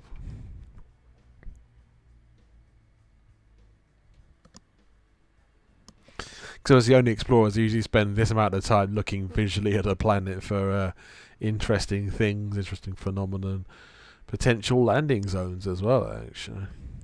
That's always a big thing. Yeah. Maybe I should look for life and using the scanner.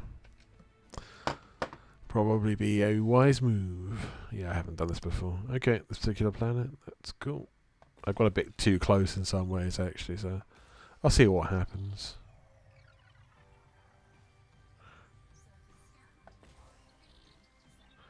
Yeah, this is a bit hit and miss, to be fair, no pun intended.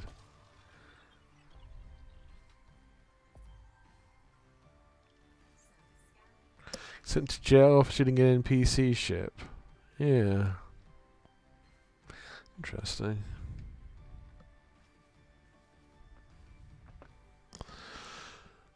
Right. Okay, the surface. Oh no, that's a bit better. The bug seems to have been fixed now. That looks a bit more like what was being described. So different layers in green and blue areas of the surface looking for life of various kinds. Now, actually I'm going to go back through and look through the filters to see what's what.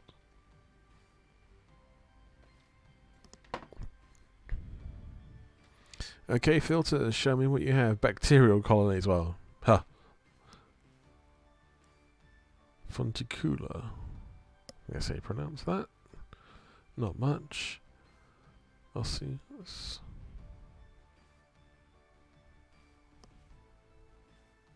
Looking for the blue areas, I think, aren't we? Okay.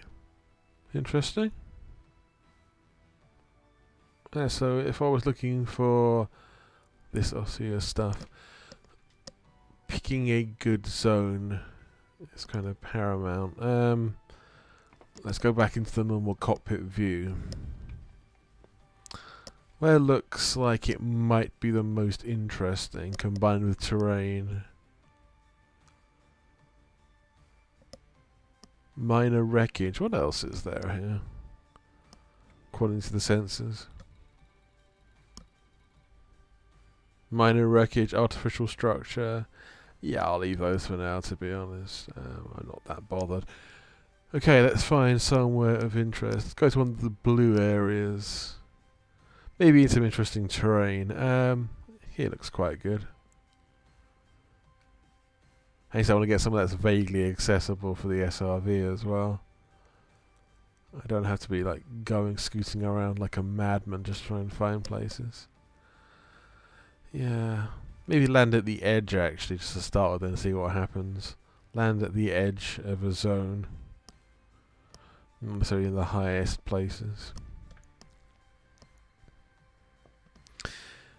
Yeah, earlier I was looking for sort of terrain features, anything that stood out to me as being, yeah, unusual, peculiar in some way. Yeah, in like Horizons, it's kind of standard procedure pretty much for me to, if I'm looking at a world in a system that I'm interested in, to see what sort of stands out. For example, if I'm looking for like an expedition landing zone or meetup point, I'm usually looking for like a mountain range or a canyon, or mountain range meets a canyon maybe, or a plain maybe next to a mountain, or something like that. The thing is that I'm often looking for a feature. Let's say a mountain is like a mountain range. Then I've identified a range, then it's sort of flying closer to it, and then finding the sort of flatter sections right next to it where you could put down a lot of ships. You know, flat zones. I'm trying to find one here that looks like it'd be good to put a ship. Hang on, I forget that the computer now is a lot more adaptable and accepting of all kinds of, previously impossible landing zones.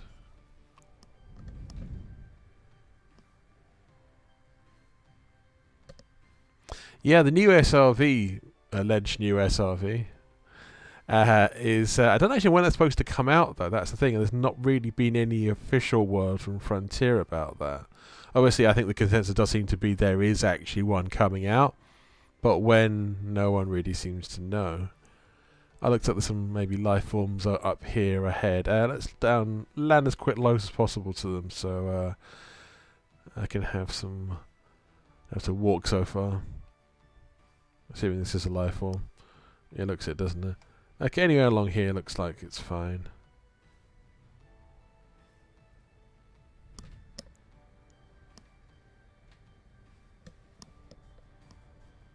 Yeah, any improvements on the SRV I'm gonna welcome with open arms.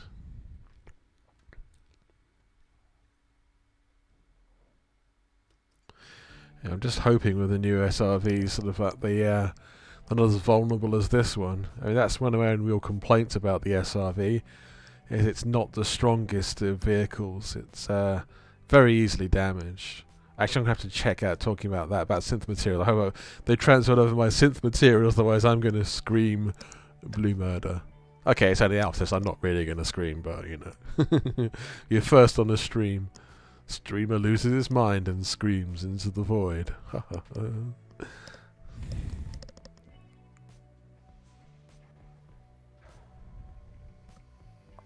Right, and on the icy world. Okay. I don't know why it was defaults the SRV having its lights on. It's like, I don't need lights. It's the middle of the daytime on an icy world with plenty of reflection. I'm not going to need anything else. Ooh, at the floating rocks again. Actually, got a lot of floating rocks around here. Ooh, this is interesting. That happened a lot in the Horizons as well, as the floating rocks.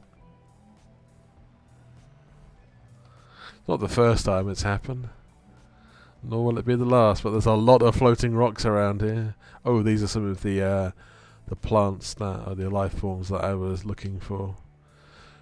Don't think I can scan them with my SRV, or can I?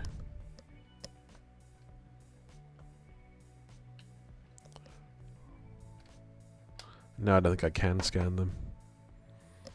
If it registers as being a local contact, no, it doesn't register on the scanner. Let's get out to do that one. Actually, what happens if I open fire on it?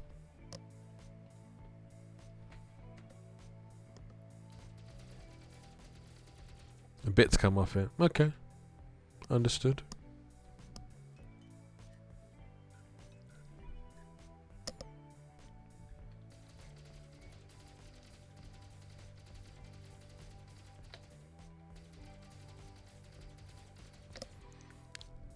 Okay. Fair play.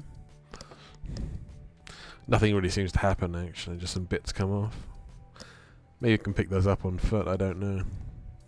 Yeah, these are sort of interesting. They're almost like sort of two-dimensional trees. They're not technically two-dimensional because they do have like depth to them, but they are very thin, so they look like, yeah, sort of two-dimensional. Two-dimensional tree is the best way of putting it, I think.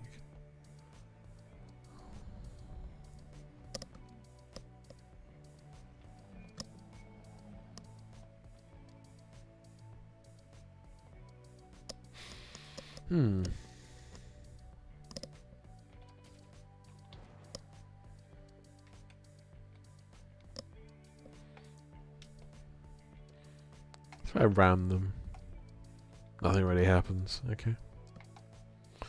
Yeah, so I'm going to check the levels of synth materials.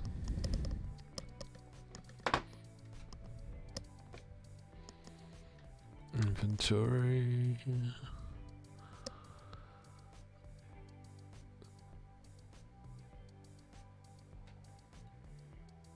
Yeah, I do have a good amount of synth materials. That's fine. That's not a worry.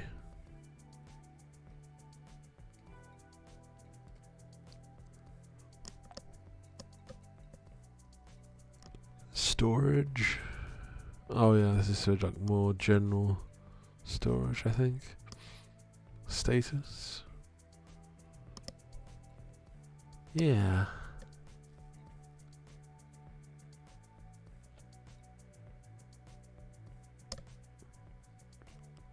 Shame we can't engineer SRVs yet. I mean, that's something that's kind of long overdue. And like if you wanted a racing modification, you could make it, yeah, faster. If you wanted maybe one with more armor for combat or recon or whatever, it would be great.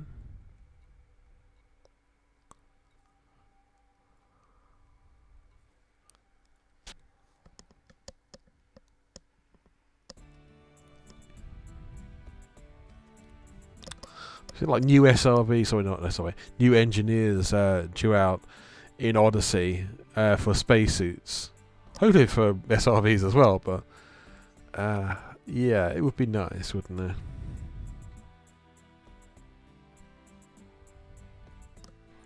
Yeah, I only got the Colonial ones still to unlock. Most of the Colonial ones to unlock.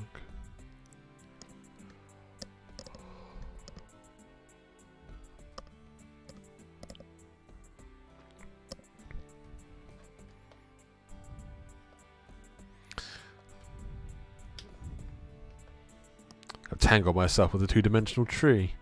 How embarrassing. Yeah.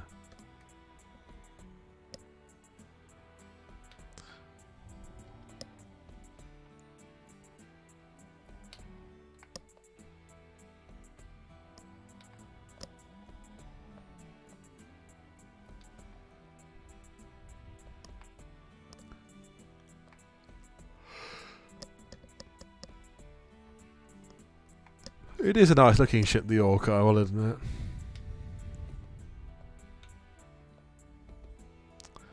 Now that's a beautiful view, I will say.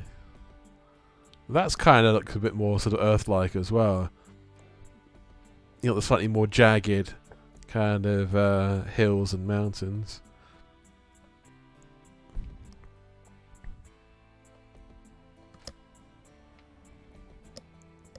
All the snow, the ice and snow.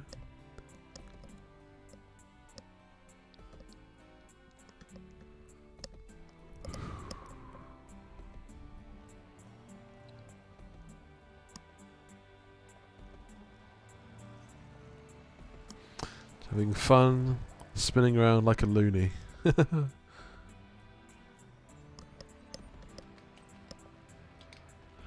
I couldn't jump because it disables if you get too close.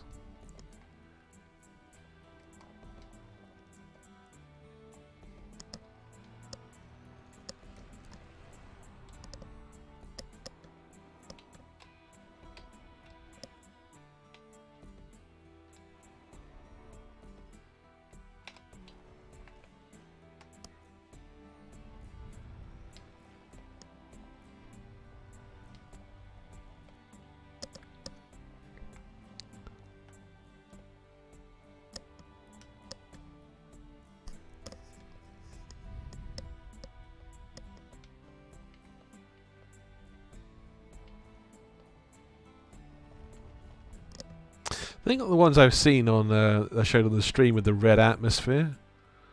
Now that looked cool. It was like a sunset, but it was almost like a pure, bright, almost like a fluorescent red. It was really quite striking, and I'd love to see that. Obviously, I think that's one thing that will come around with the full release. But yeah, in the meantime, got these sort of purplish ones to deal with. Hey Falcon. How's it going? Good to see you.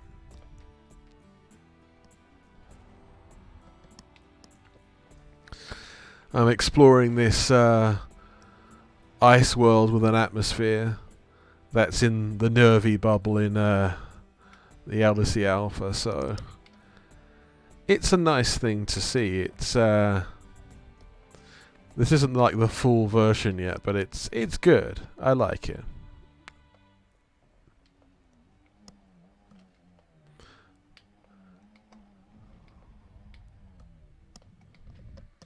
Yeah, I'm pretty good, thanks, Falcon.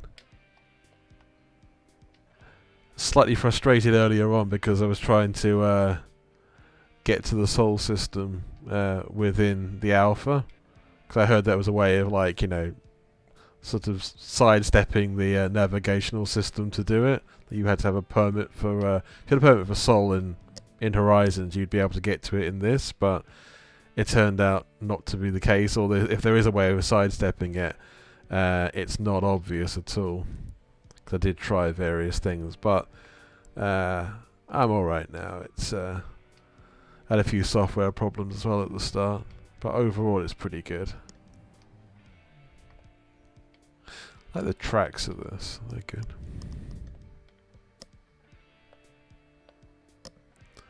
Ah, that's cool. Home officing and watching streams. Yeah, there's a lot of good Elite streams out these days. I mean, I must admit, and in the sort of pandemic times we're in, I've watched a lot more streams than I did before, and there's some generally very good ones out there. I mean, with Elite ones, obviously, yeah, knowing the game really well, it's kind of easier to see what people's level of expertise is. Oh no, that's it. No moon landing in Sol for now. I think it's not going to be there for the foreseeable future. It's really sad, actually. Well, that's interesting, Lottie, yeah. So you need to use the FSD boost. Yeah, I was wondering if there's anything I was doing wrong, if you had to maybe use Neutron Star or an FSD boost or what have you. I think the thing is I was running out of time at this point, so I had to just do something, because my stream was about to start, so yeah, I couldn't actually spend all the time messing around with it. But yeah, I might have tried that, I suppose, if I'd have got around. Is there actually a neutron star or a white dwarf actually within the Nervy bubble? Because I've not actually looked for one.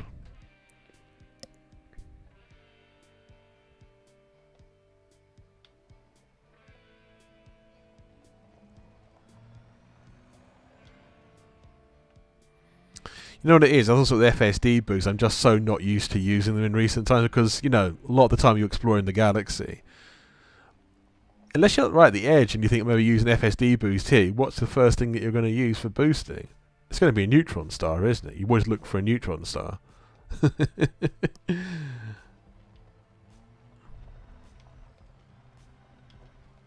Yeah, I was not talking more broadly about boosting, but yeah. I prefer neutrons anyway. White dwarfs are annoying and dangerous, basically. as you say, they don't give as much of a boost anyway. Neutron stars are safer, give more boost.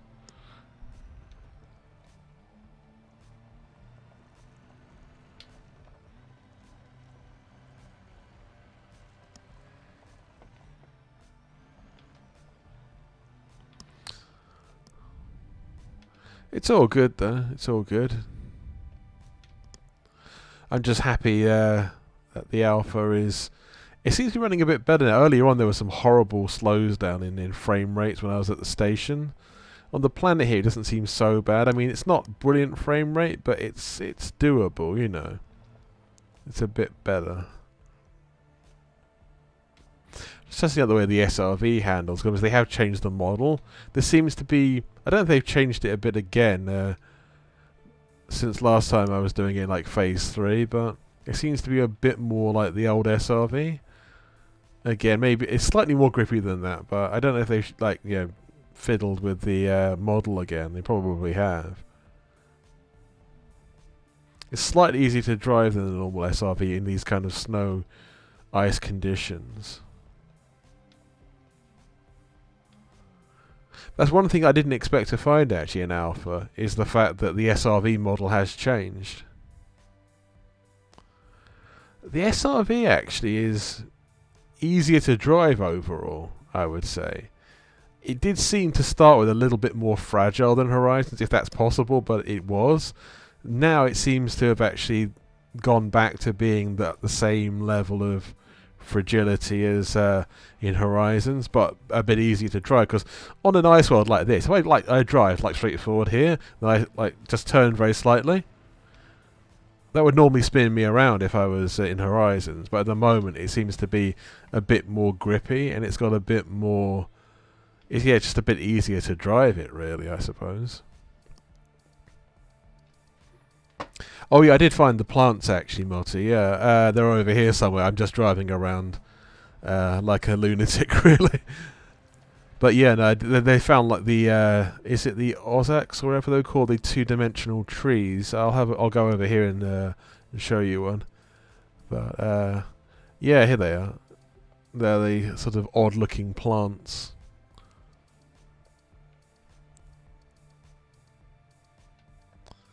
Yeah, I tried shooting one as well, just to see what would happen. And not much, to be honest. I think some fragments came off, which I don't know if you could pick up in person, but they're interesting looking things. Odd. But in a good way. That's one of the larger ones. Well, yeah, absolutely. I'm just, seeing, describing what I see, I'm not making any sort of, big picture comparison, as you say, because this isn't the full release one, but I'm just saying what I see and just making comparisons to what we all know and love in Horizons.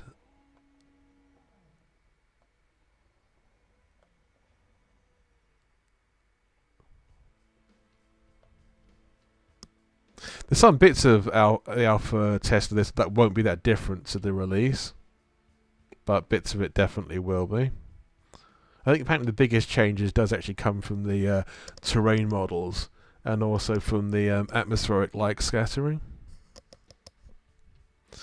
Yeah, I mean the FPS isn't amazing. I mean, I think in this alpha, if you've got a very high-end machine, it's pretty smooth. I think if you've got like a mid-level machine, it kind of varies. Mine's above minimum spec, but it's not a high-level one by any stretch.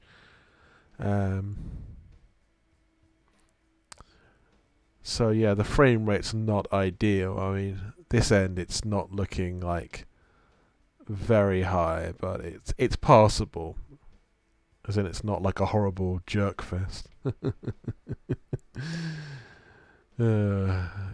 No, I do agree. I think the ice world particularly does look very good. I mean, this seems to be the graphics are kind of more what you would expect, and maybe closer to being the finished article on these ice worlds, as opposed to the rocky worlds, which there does seem to be a more sort of primitive state of affairs. I expect that's one of the big differences in the terrain technology, which they obviously said they haven't fully implemented yet, or this is like a prototype version of it.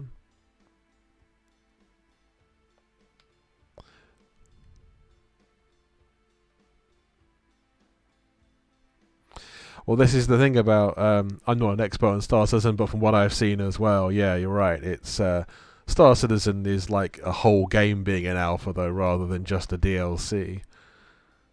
I mean, I do like Star Citizen's ambition, and I'll look into it properly when it becomes a fully released game, if it ever becomes a fully released game. But yeah, it's we'll see what happens with that one. But I think the release with like Elite and No Man's Sky, they are actually fully functional games that are out there now.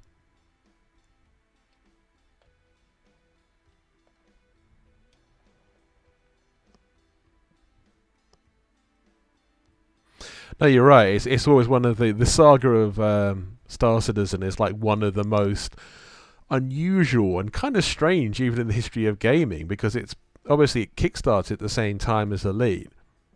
Yeah, Elite came to a launchable game within 2 years, and we're still waiting on Star Citizen even now. I had a conversation with people about 5 or 6 years ago saying, oh, it'll be really great when Star Citizen comes out, or at least all have a look into it when Star Citizen comes out. I'll see what happens, and we're still waiting for it to happen, you know.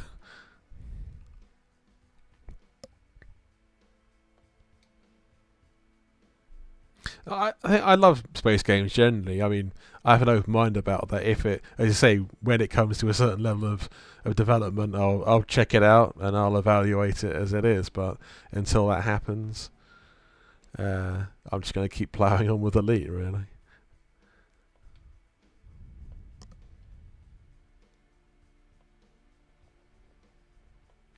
There is a sort of fragile beauty to these two-dimensional trees. They look like sculptures, really, in a way. A sort of fragile-looking sculpture.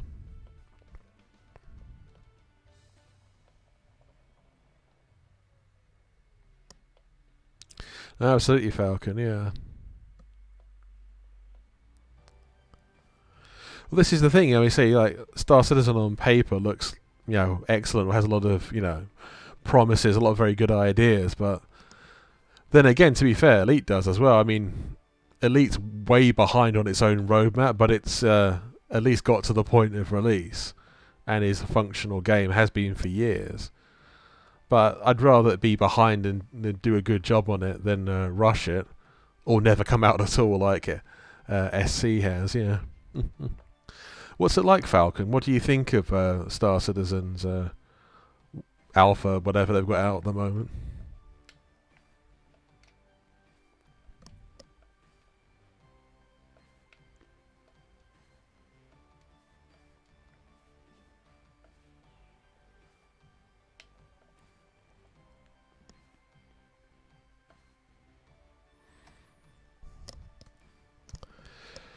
You're right about it's just the whole. That's why I always quite got the saga of Star Citizen, because it's almost more like a sort of melodrama or like a soap opera in a way of the way that the development of it's gone, and it's it's unusual. I mean, even as a comparison, you know, like when No Man's Sky first came out, it was just full of bugs and half-finished bits, or just not really much at all. And it was just an utter calamity. But they did actually turn it round, and they put a lot of work into it, and actually got a kind of viable game out of it. But that launched later than SC did. Well, actually, it's not actually launched properly, has it? But this is the thing, so... yeah. No, that's right, Falcon. I've heard very similar things from people, various sort of, you know... I'm going to say review videos. They're not really review videos on YouTube. More like sort of, this is the latest report on the state of Star Citizen. I mean, okay, someone like Yamix is going to have the most scathing videos always because that's just his style, you know, but some of them, they're funny though, I will say. One thing about Yamix, whether you agree with what his views are or not, he is pretty funny. And he does make some good points as well. Sometimes he gets a little bit carried away, but I think that's part of his personality, really. I think he's quite a fun guy. Yeah, that's a good point. Losing all that, doing all that work and then getting nothing for it. Yeah. I mean, recently, I've not played that many space games really at all, other than Elite, for quite a long time. Because I think when I'm not playing Elite, I want to play something that's quite different. I mean, I do want to buy, you know, that Star Wars Starfighter game. I can't remember the title of it, but I think you know which one I mean. That's come out in the last year. That looks pretty cool. But as far as space games are concerned, yeah, Elite is sort of most of my sort of space game, you know, diet at the moment.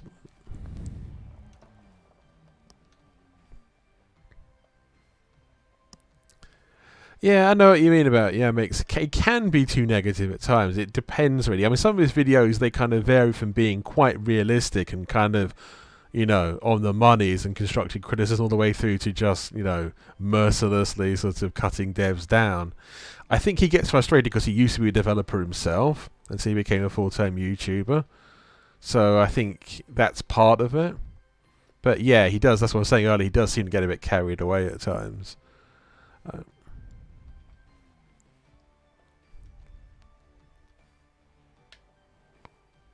But yeah, that's the thing. I mean, the whole point of his videos is they are supposed to be funny, you know. I mean, there is a combination of, like, serious points and just complete lunacy, really.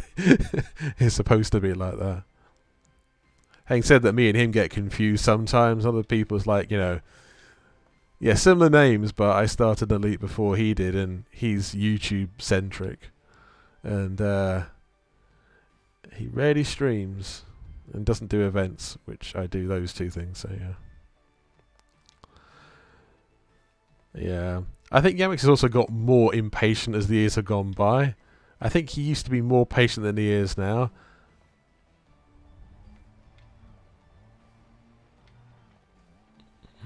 It's quite funny, actually. When I first heard his voice, I assumed he was actually much older than he is.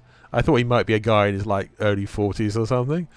But he was like a guy in his mid-20s, thinking, well, okay, fair enough, you know.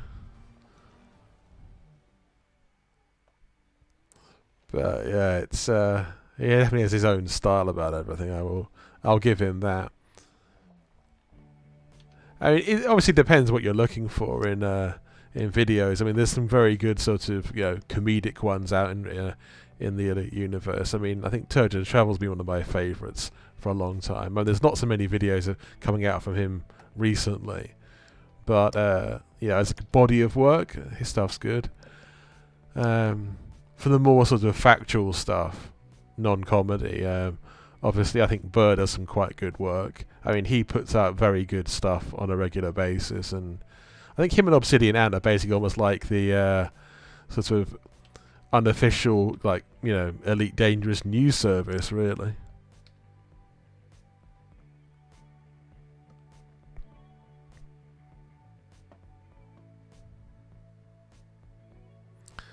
Yeah. No, I think. Oh, hey, Kurt.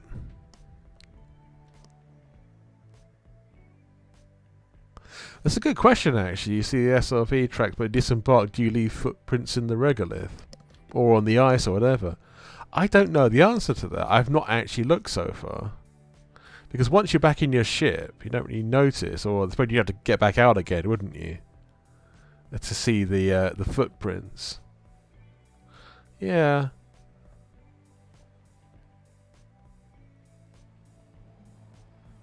Good question. Good question. I'd like there to be footprints, especially you see on you know, worlds without atmospheres. You see your footprints will be there for a very long time. Atmospheric worlds, yeah, it's not going to be as long, is it?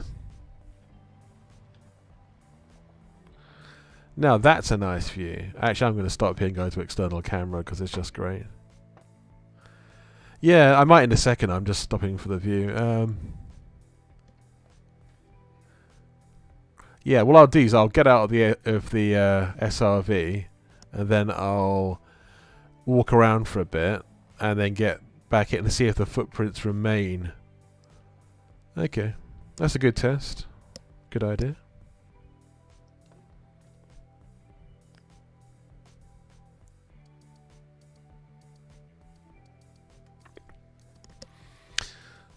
Walk around for 5 minutes and then see if the footprints remain.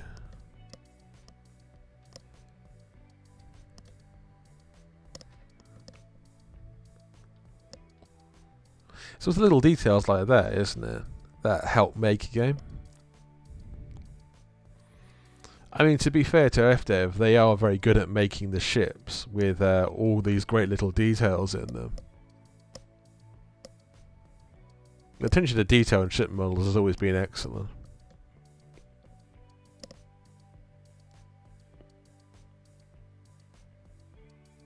Yeah, no, absolutely. I have disembarked the SRV before. It's just that at the moment I've done not as much SRV running as I have on foot. So I was just trying to see what was going on where. I don't get this. What is it always saying about unsafe temperatures outside, but it still lets you do that? It's like, well, why? Okay. Atmosphere, yes. Gravity, 0.1.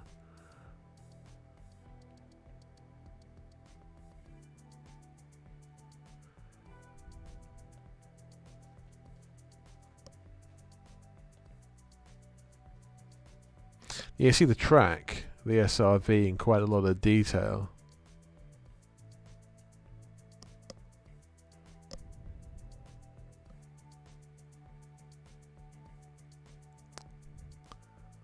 Can you actually... Oh yeah, the footprints are there in the middle of the screen. Yeah, I see. There's one there as well. But are they permanent? That's the thing. Okay, I'm going to walk around a bit more. Yeah, I'm trying to make my mind up about the way that they look. I mean, they're going to look different on foot anyway, because you're physically closer to them than you are in an SRV, but... Yeah, I suppose the modelling is slightly different. That's what I was saying earlier about everything being sort of subtly different in Odyssey. And this is assuming that the Odyssey release is similar in most respects to it is right now. Obviously, we do know there are areas that it's not going to be the same.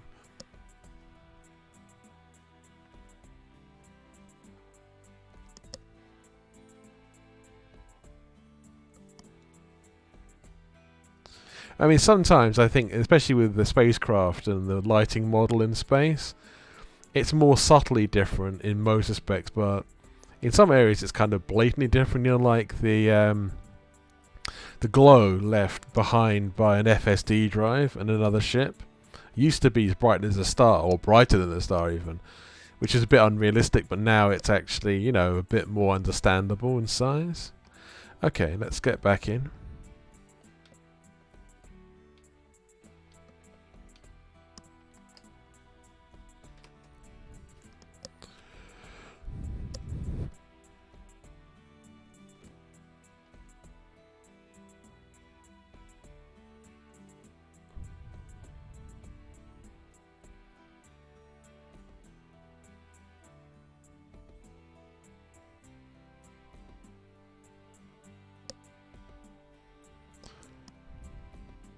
Yeah, it's taking a while to load this sometimes.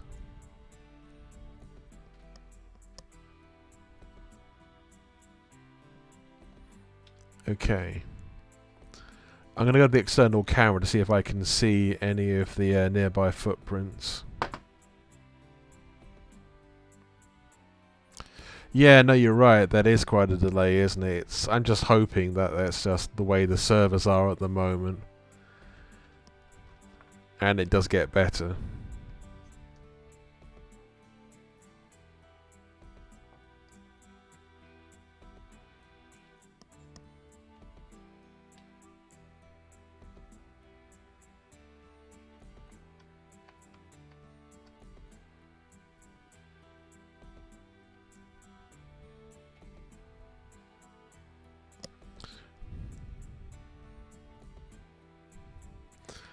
camera's a little bit jerky, but then again it often is.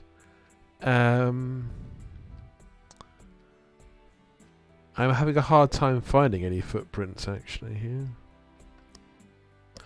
They're a bit harder to find anyway in the snow, I think, so... On the regolith it might be a bit easier to spot. Actually, maybe I can see some here. Oh yeah, I can, look. Ooh. Bit too far. There's one there in the centre of the camera, I think, so yeah. If I drive away though, would it still be there afterwards? But as I say, in the regolith it would definitely have a world without atmosphere, it would be easier to see. Now that view there, I like that a lot. That's exactly the kind of thing that I always wanted to see in Elite. Well, this is the thing. It does seem to change from phase to phase of the alpha. Obviously, they've opened up a far greater range of possibilities with different ships and different. Obviously, that's going to probably increase the load on the servers, and there's probably a lot more people playing at the moment. I would think there usually is a huge surge as soon as a new phase is released. Because earlier on, when I was starting the stream, it was even worse. It was like quite difficult to actually get anything going, and the frame rate was getting quite bad. I mean, like seriously bad, like about 10 frames a second or worse. And yeah, I was getting to the point, if I thought if it continues this way, I'm going to have to just abandon it and just go back to playing Horizons for the rest of the day or what have you. But yeah. Well, this is the thing. It's a test server, isn't it? It's not the normal game server, so it's not going to be as strong. And as you said yourself earlier, it's not optimized code. Not yet, anyway. So there's a lot of improvements to be made. I mean, when they're actually putting it onto their main servers later on, when alpha's finally down and they're uploading the proper version, they're going to be working on this to do optimization throughout that whole period of time.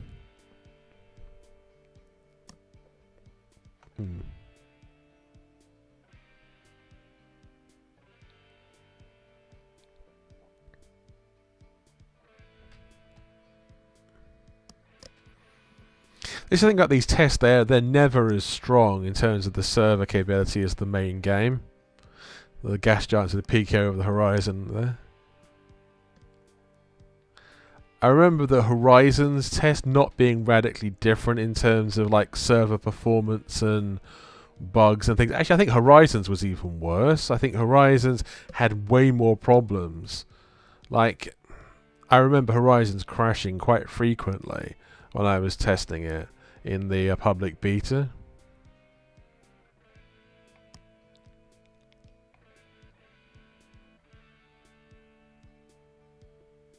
Actually, I think it got so bad, I think I kind of gave up on the Horizons public beta after a while, just because it was just frustrating, One thing I've also noticed, the difference between this and the Horizons with the ships, is that because the lighting model is different and the lights are not quite so strong, and there's more subtlety in lighting changes, you can notice the ship's lights a lot more. In Phase 2, I think it was, once we got the Cobra Mark III, I was flying along in Super Cruise, and every now and then I'd see this red flash, and I'm like, what is that? Some kind of graphical malfunction or graphical bug. Then I realised it's actually one of the external lights flashing, and I just wouldn't normally see that in Horizons, because it's just not that strong relative to the other lights.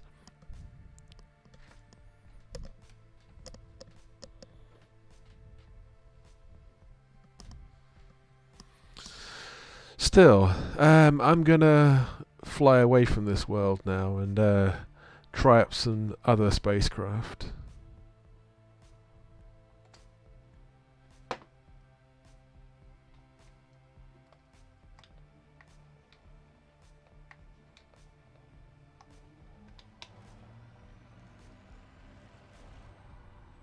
Whee!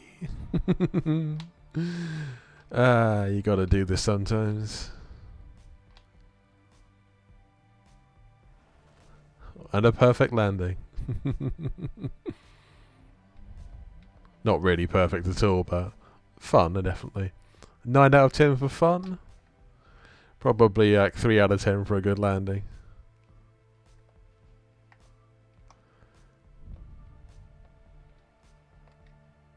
The Orca's good fun anyway.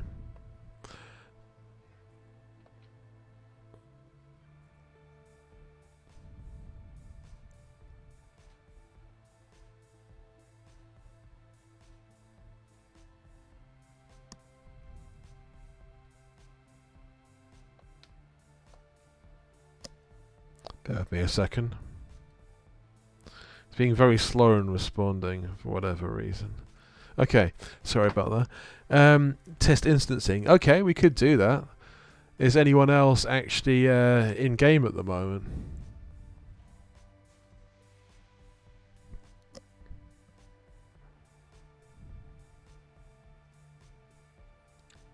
Or is anyone here in game, I should say? or able to turn up in the alpha test?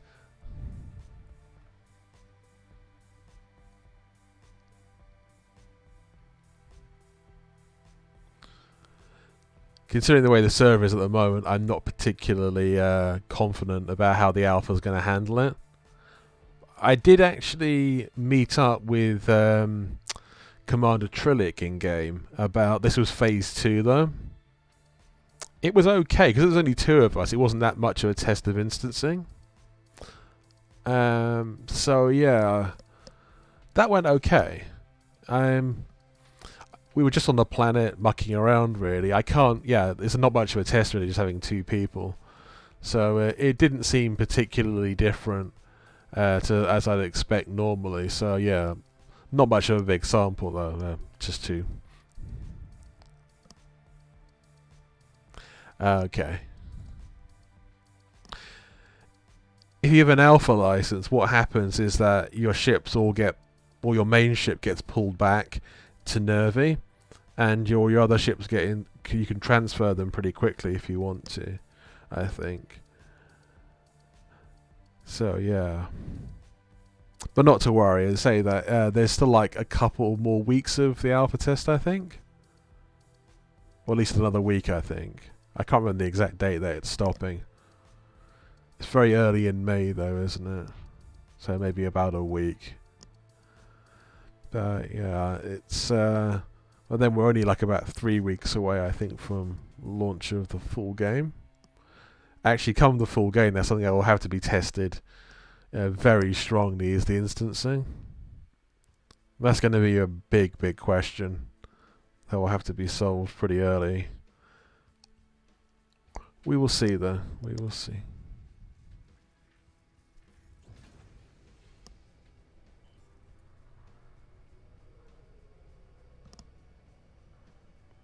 I like the purple atmosphere. It's very pretty.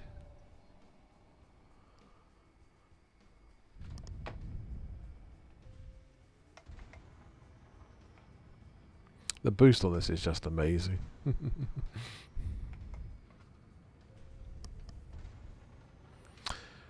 Okay, see what else we have. I'm going to have to go back to Nervi as well to... well, actually I don't have to do that. I get a ship transfer, but it'll take too long.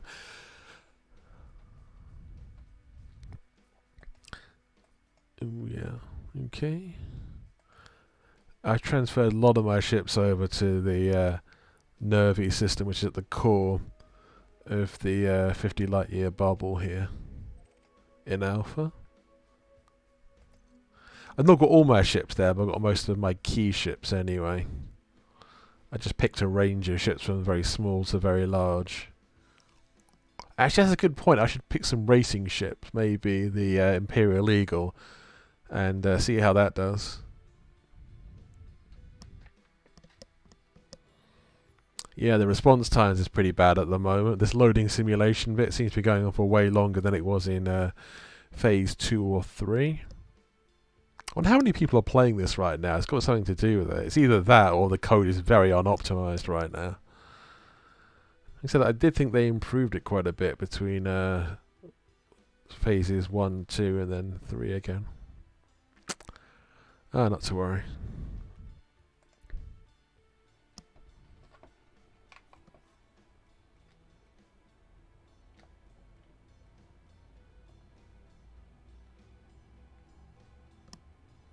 It's nice and convenient.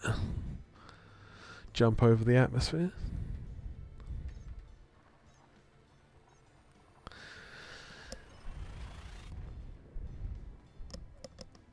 Now this animation, which space FSD drive one, is much improved, I think. It's sort of more subtle but kind of more intricate at the same time.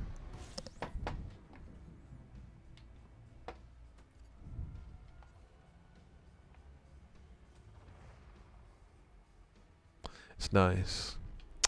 Hello and anyone who's just joined the stream recently. I am Commander Yannick and this is Elite Dangerous Odyssey Alpha Phase 4 testing. If you like what you see here, please follow. If you really like what I do, please drop a donation. It keeps the channel healthy and strong, and it's all much appreciated. Especially a follow is free, so it doesn't cost anyone anything.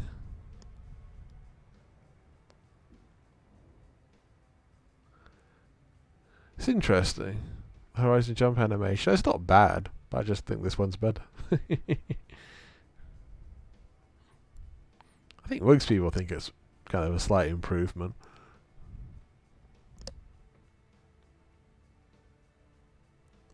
It's a part of the game you don't have any control over anyway.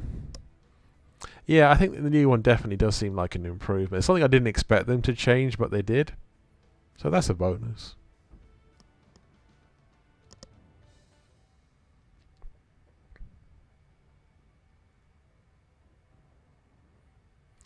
Yeah, that's a good point actually.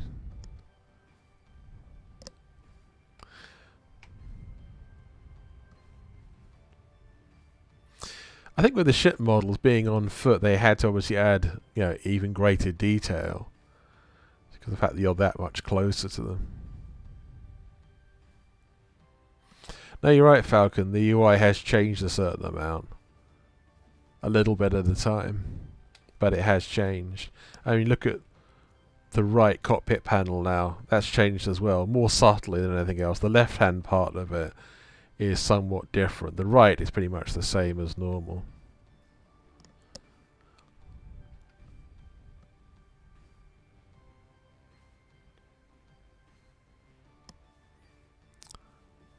The UI is pretty good though overall.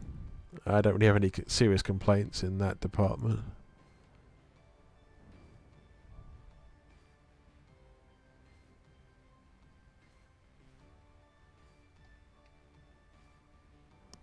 Yes, interesting point about the station hologram, yeah.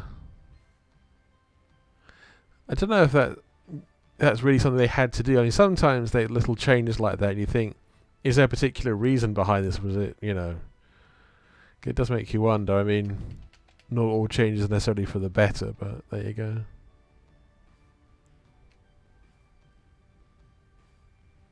It's an interesting point. You say you can't see the planets in a long line. I'm trying to think if I've seen something like that, and I don't recall seeing that. Interesting, though.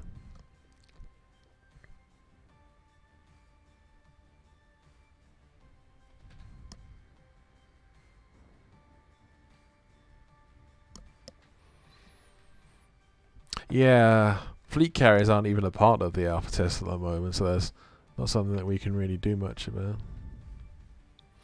No, you're right, actually, Marty, about planets being faint. So that's what I was saying about the lighting change earlier.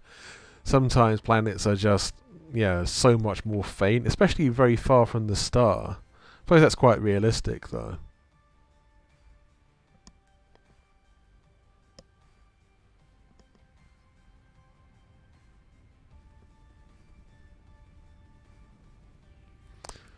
But also, space itself is actually blacker. It's actually like really black now. Yeah. Oh, and the radar, yeah. No, that's true. That's what I was saying. Also, to do with the lighting system, the same thing applies. To the radar, it's much more subtle. Everything's much less sort of bright and illuminated.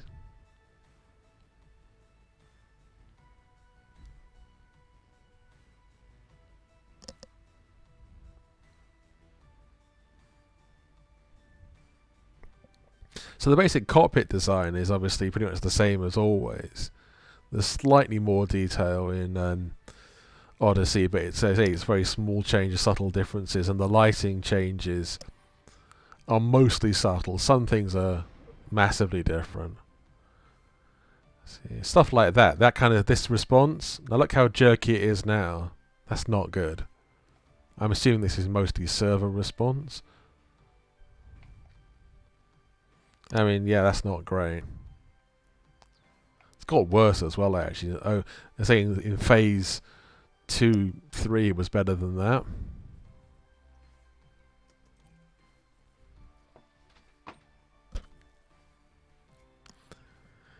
I mean, it's pretty jerky at the moment on my end, so it's probably even worse down the stream.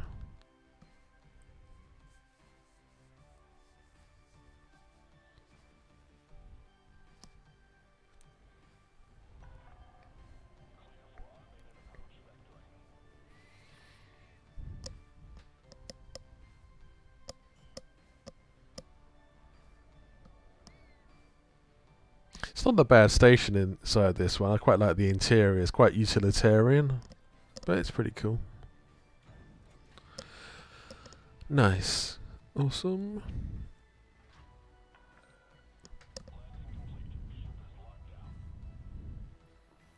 I think I'll pick one more ship to fly around in, probably a fighter, and then I might call it quits, because by that time I'll probably be playing for about 3 hours, and that's what I intended to do, but I will see. Why quit when you're having fun? It's all good, it's all good.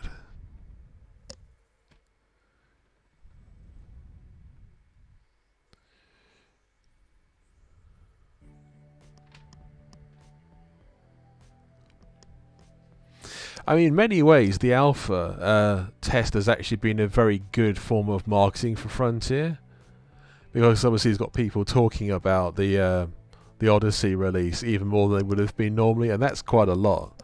So it's quite a smart move. Also gets people involved, and it also gives them a bigger database of, for bug information, obviously, and bug fixes. Because obviously it's the polar opposite of a time, I think it was about 2 years ago, when they'd almost like stopped talking to the community at all, and there weren't any public tests anymore of beta for new releases or updates. And yeah, it was just like they completely just didn't care about the player base at all, and it was very sad. And now they seem to have like come full circle again, back to the point of being like fairly interactive with the player base once more, which is really the way it should be. Especially considering you get a lot of good constructive criticism off a lot of people. Not everybody, but most people, I think. I'm going to pick, let me see, the Imperial Courier or the Eagle. I'm going for the Courier because it's a bit more controllable. The Eagle has got great boost speed, but it's hard to control properly. Cool.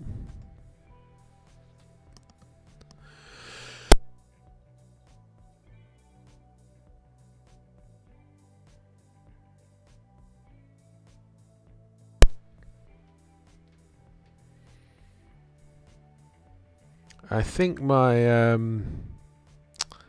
Imperial Eagle is out 800 and something in boost, I think. I have to check that out, but it's pretty rapid. Let's go back to the ship screen to check that one out.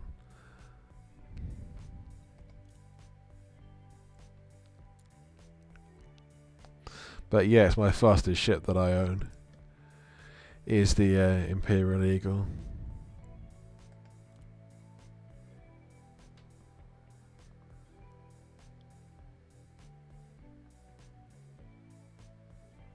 Doesn't have the stats on it. Well, that's sad, isn't it? Yeah, but it does about that, like 850, 900, something like that. Something like insanely good sort of boost speed. It's nice though. Okay, let's go somewhere else. Planetary service, actually. Let's check ahead. Stay in the Nervi system, probably. Actually, I might return to that landable atmospheric world that I was on earlier. 2D, two-dimensional planet.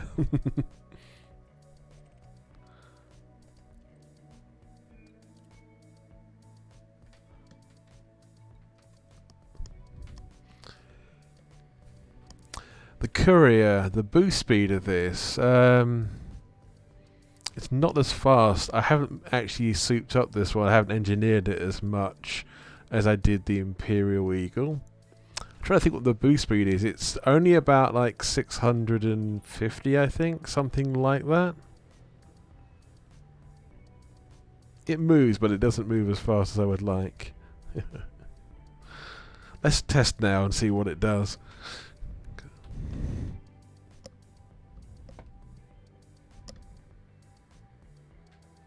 Okay, 850 is the fully engineered one. Yeah, that sounds about right, actually.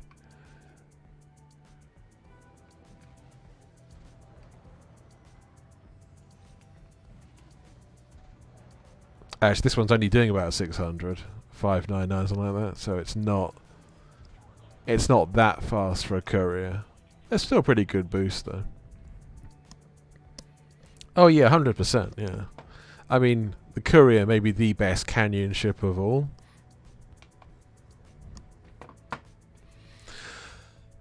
I'm very, very interested to see what they've done with Pamesh in this. Because that's like one of the big tests, isn't it? See what the canyons are like in that. Obviously they are going to be there, but it's just like, are they going to be spectacular? Are they going to be more varied? Yeah, just the general characteristics, I suppose, but... yeah.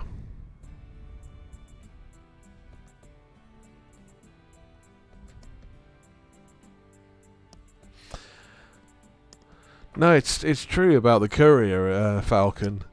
It is a very controllable, maneuverable ship.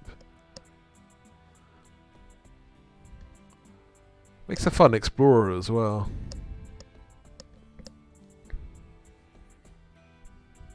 I think Matt Winston's talking about bringing it on Apollo 15. Oh, absolutely. The Dolphin is a fun ship. One of the most forgiving ships to fly other than the Sidewinder, I think.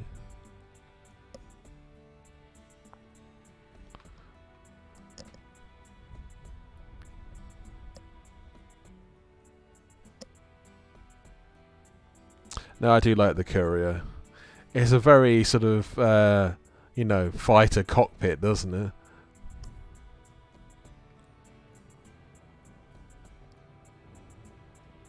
Gravity brake. Ah, Mission Runner in Colonia. Oh, that's cool. Yeah, I can see why that would be a good thing. It's very fast. You can zip in and out of places pretty quickly.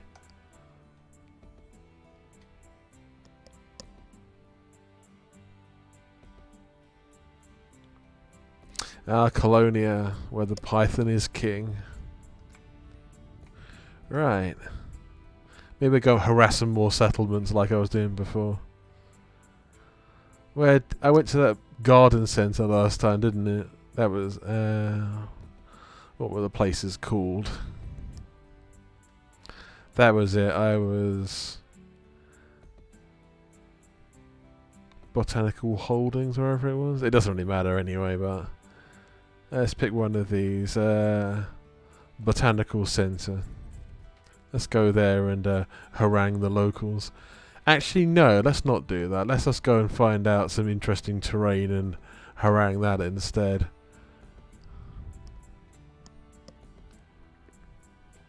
There look like some canyons over there. I don't know if they're any good or not, but it's worth a look.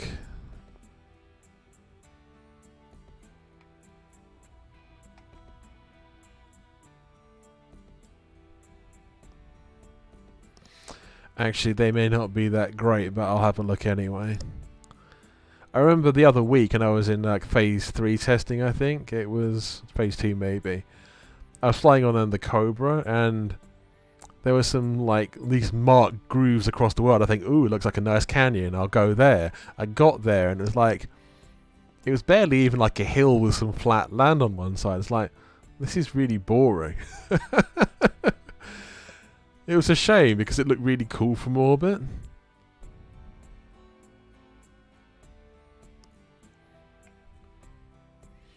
But apparently this sort of planetary, the terrain generation in this is like a prototype, essentially, of the new, technology that they've got. So this is not actually really anywhere near the finished version, according to Frontier, anyway. Hey, Commander Sorrowful. Well, at the beginning of the stream, I did a tribute to Major General Michael Collins.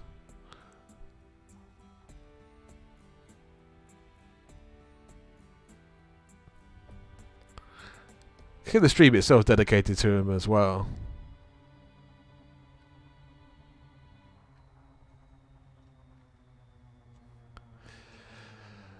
It's an interesting question, isn't it, about Pamesh? It's like, if it's anything like this, it's not going to be great, but I'm hoping that it is going to be better than this.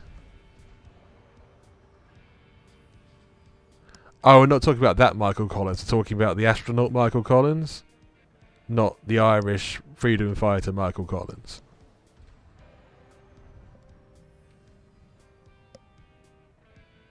Gonna say the Irish Michael Collins died like a century ago, so the Michael Collins, the astronaut, died like, yesterday, so that's the reason, really.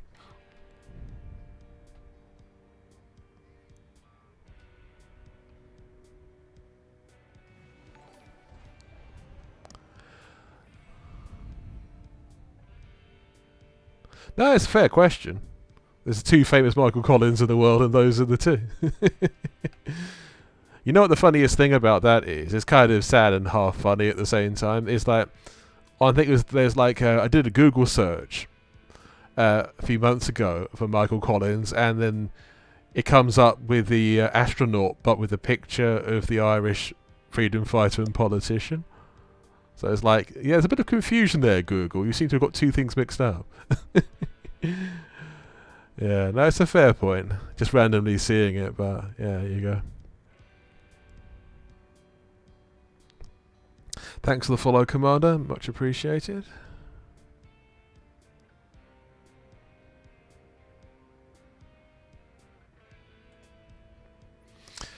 Actually, it's a good film, Michael Collins, on with Liam Neeson.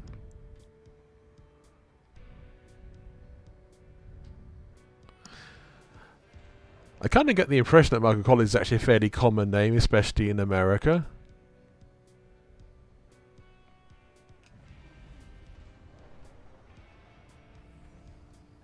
But yeah, the stream is definitely dedicated to the astronaut.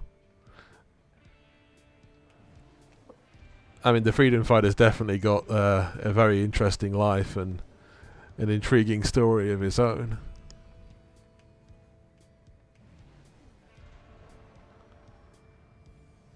No, I believe that. I absolutely do, Now, my mum's side of the family are from Cork as well.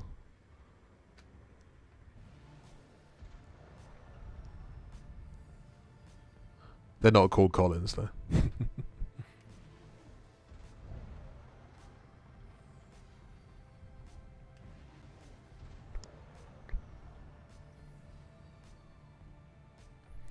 These hills aren't too bad. It's not really a proper canyon, but it's like not too bad. It's got some kind of character to it.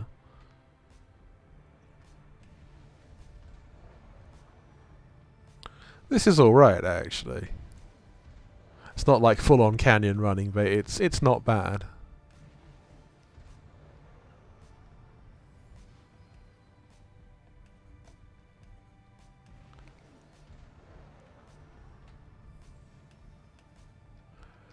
It's all good though.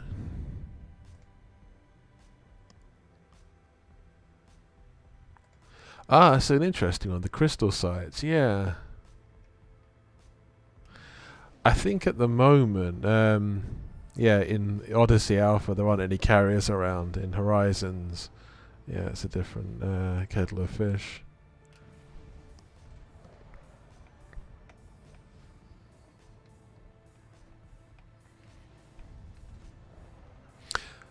Yeah. This is, I was saying earlier on about some of the terrain It's like, yeah, there's a sort of these square bits. I mean, if you look close, they're not really pixels, though. What do you mean? It's like there's sort of weird square pattern to it. And after a while, they do kind of resolve, but they should do instantly. Yeah, no, that's always the thing, Sorrowful, isn't it? It's they're always you can usually tell where somewhere's interesting in Elite. For like most interesting places, there's usually at least a fleet carrier, if not more, hanging around. Yeah, no, I was going to say, I mean, it's not that far outside the bubble if you wanted a trip there. I know it depends on your jump range, but yeah.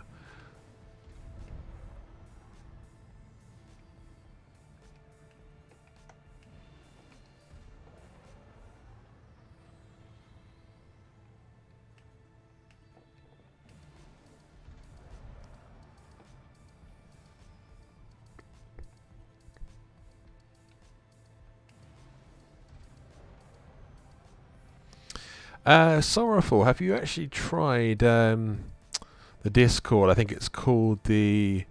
What is it? The Carrier Owners Club or something like that? I'll check out in a second. But they've got, you know, a bit that advertises, you know, different trips by different carrier owners saying they're going to go to this system at this time. There's a lot of, like, Bubble to Colonia runs, but they do go to other places as well. I might link it in the chat in a second, actually.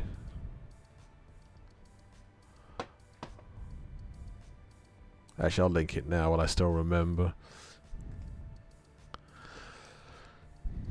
That's it. That's it. That's the right kit. It's the Fleet Carrier Owners Club. Yeah, yeah, that's the one.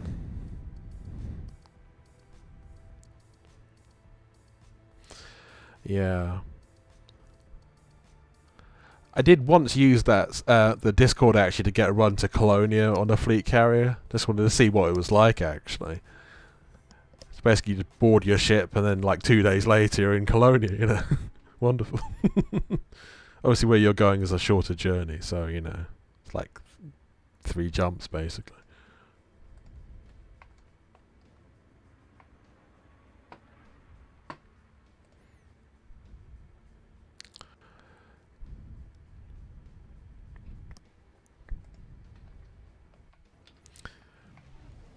Yeah, bear with me a second while the window opens up. It's being a bit slow today. Yeah, the terrain resolution here is not good. Like, this angle here as well looks a bit artificial. It's just a straight line. I have heard of this somewhere else, actually. There's a bug, like, in Alpha. It's like there's some huge cliffs as a result. Not around here, but... Unless I'm missing something. Oh, come on. The controls are now locked, and I'm going to crash into the side of the mountain. Oh, that's typical. Oh well, hey ho. I think it's frozen now, actually. Ah dear. Dearie me. If it unfreezes, you know, I might really do something about it. Gotta laugh though. I think it's actually crashed on me, which is sad.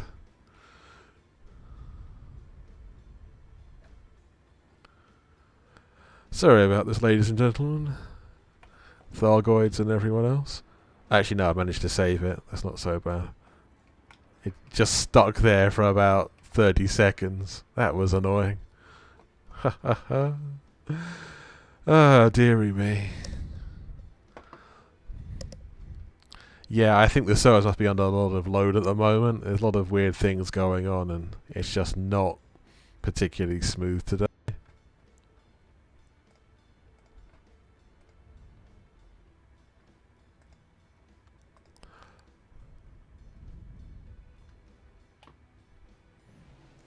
Bit of a boost and go this way.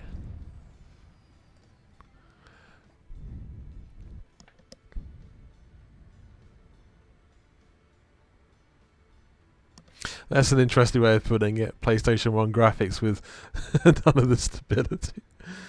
Yeah, it is less than you'd expect, isn't it? I mean, it's like, okay, this bit is like a prototype technology, but it's like sub Horizons, and like this isn't so great.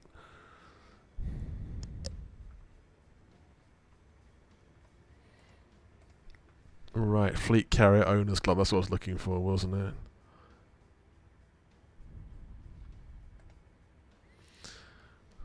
I should be reading Discord when I'm flying a ship, but that's sometimes what you got to do. What you got to do. Okay.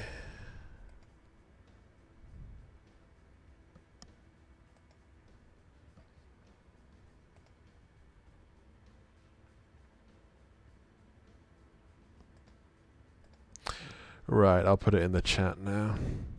Hope this works.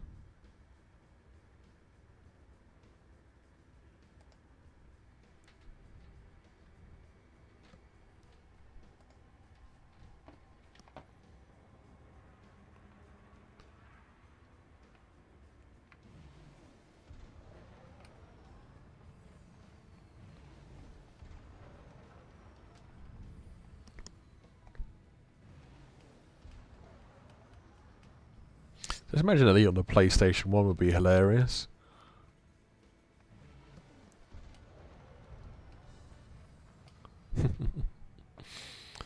Yeah. But yeah, hopefully that will take you to the right Discord.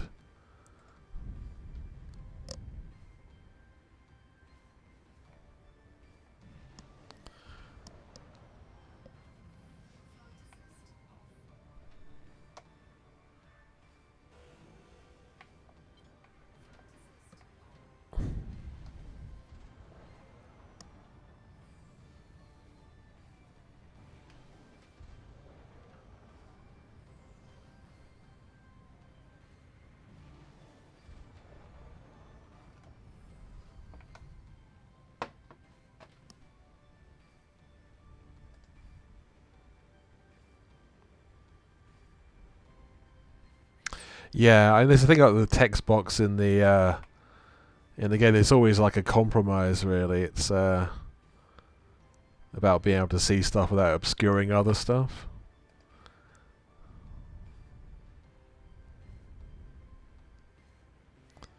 But yeah, that link should actually be good enough. Let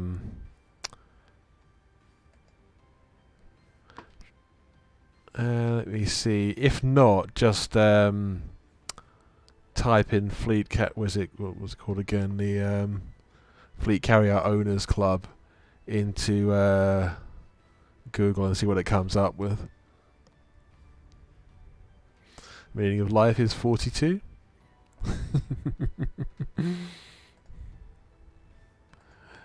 Yeah. No, I love Hitchhiker's Guide to the Galaxy. Yeah, this sort of pixelated, blocky thing, squarey thing, is quite weird. Yeah. It should have been the right one, but obviously it's not resolved properly. So I can...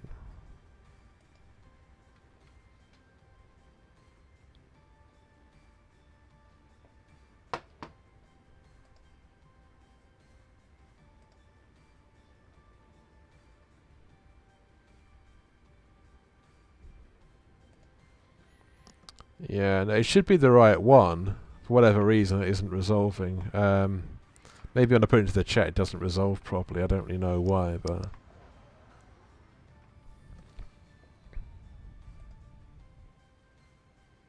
Censored by text box, really? Oh, I see, yeah.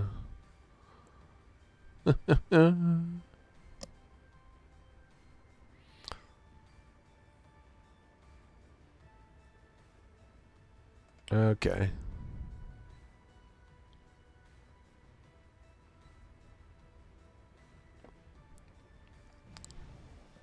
Yeah, I did wonder.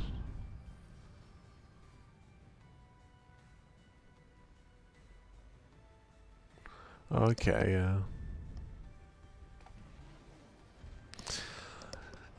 It's interesting. I'd never actually tested the profanity filter, something like that, because they just default to a certain words, I think, on Twitch.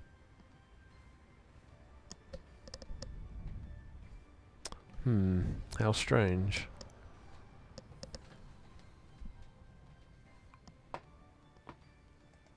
don't know if I can find it by searching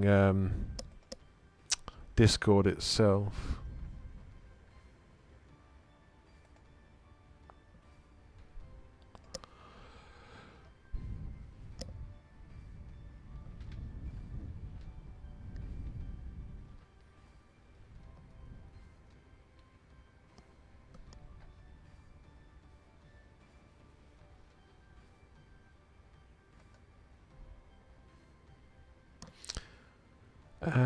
See if I can copy the ID over it. Maybe you can actually search for it that way.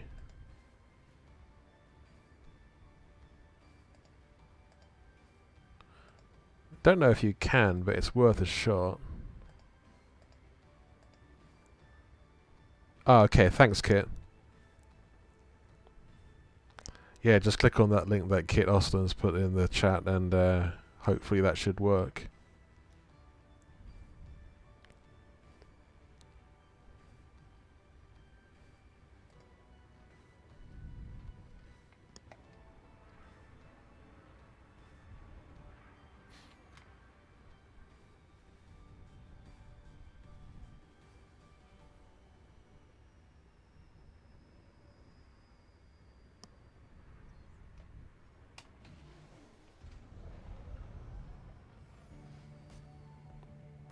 I think for it to not trigger the profanity filters, basically I had to put the stream onto mature content or something.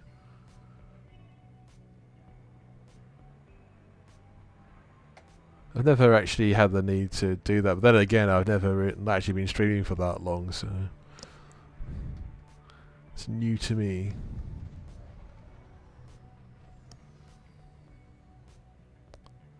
Okay, yeah, I thought it might be there.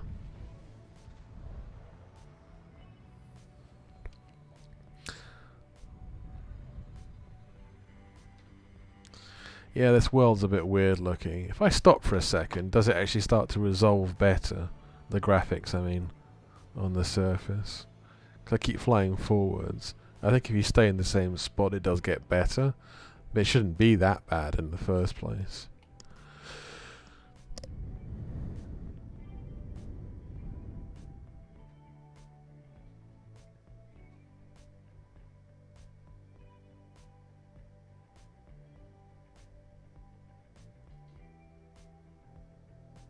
It's not really doing anything, is it? It's not really changing. I thought it would actually start to clear up a bit, but it's not.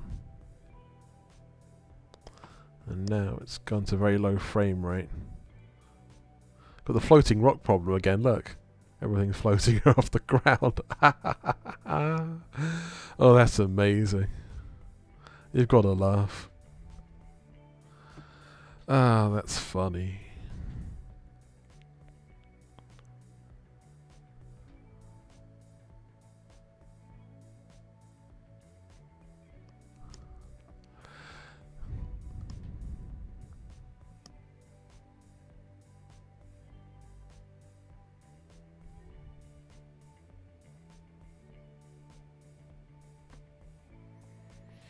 No, it's not changing, is it? It's got just more floating rocks over there. And that's bizarre. Look at that in the middle of it. I was going to say, now it's a mountain. See, it took about a minute or two for it to actually normalise. You're flying along, you don't want that to happen. That looks alright. But yeah, it was not good for a long time.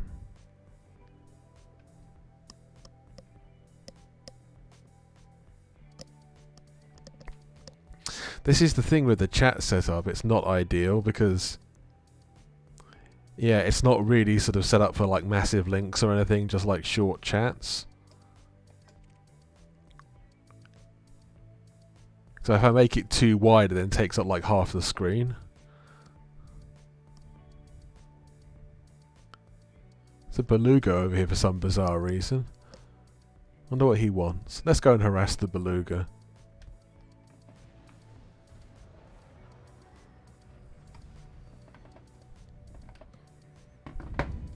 Let's see if we can buzz him nice and close. If I collide with him, I wouldn't be surprised. I did. Shield's still intact though. Pretty good. And I got a shield scan reading of him. Even better. Oh, that's awesome. Yeah, it does look like a jet fighter, doesn't it? Yeah. Jet fighter camouflage.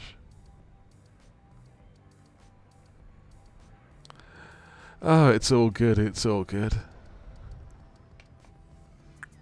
It does make me laugh.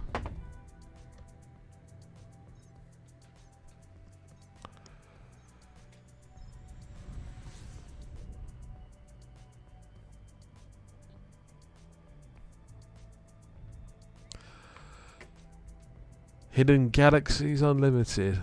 What is that then? A compromised nav beacon and a tourist beacon, probably? That makes sense.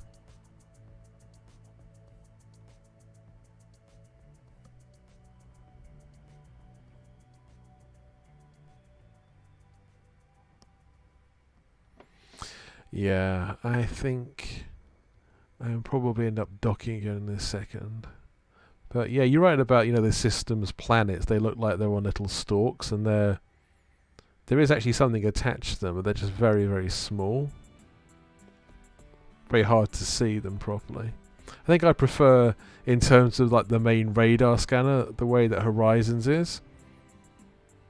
That's one area Horizons is definitely superior, having the planetary sort of bodies are much easier to see. Okay, I'm going to dock back at the station now.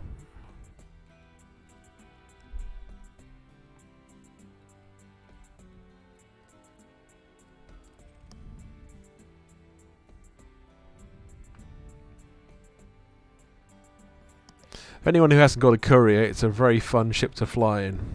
Very much worthwhile.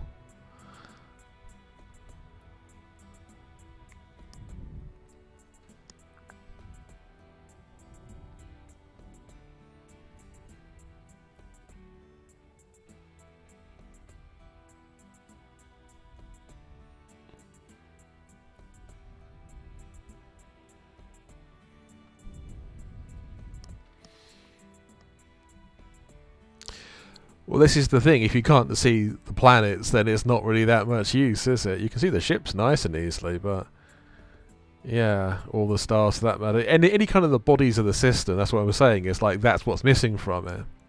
Yeah, the core look of it, I don't have a problem with it, just the fact that you can't see the bodies, apart from the stalks.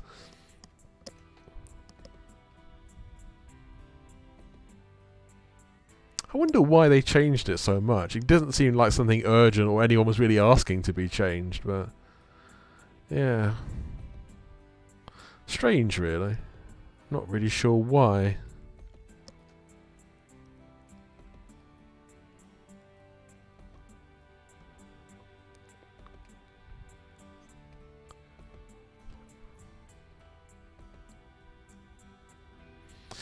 Well, that's good. That is good. A lot of people reporting it obviously increases the chances of them doing something about it. Ooh, I'm being interdicted by somebody. How novel.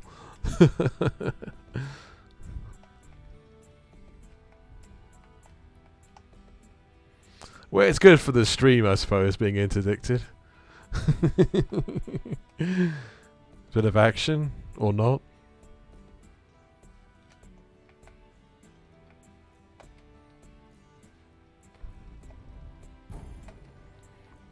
Interdiction broken. So also, when you're near a planet and you're in the gravity well, it should be the planet's large and red, but it sort of barely shows up, if at all,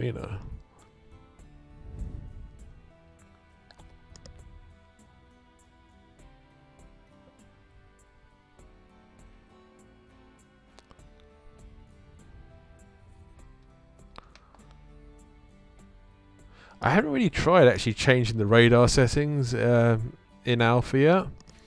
So many other things to do, I suppose. But by default, I would have thought the bodies would have been a lot bigger.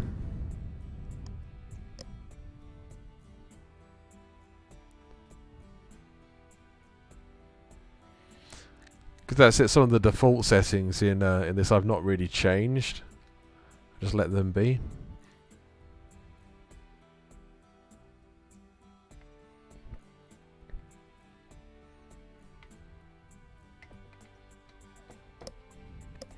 sound seems to be going off and on with this too.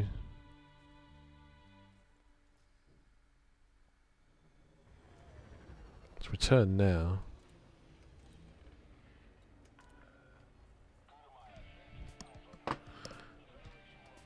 Oh well. It's all fun and games until someone loses a ship.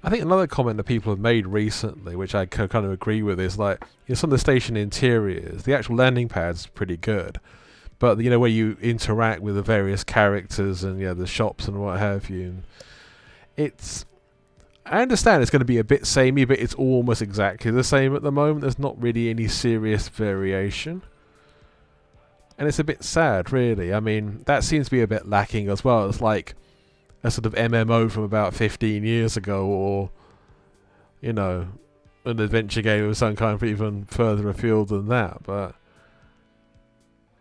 I hope it's going to be better in the actual release, because at the moment it seems to be there's not that much interaction that you can do with people.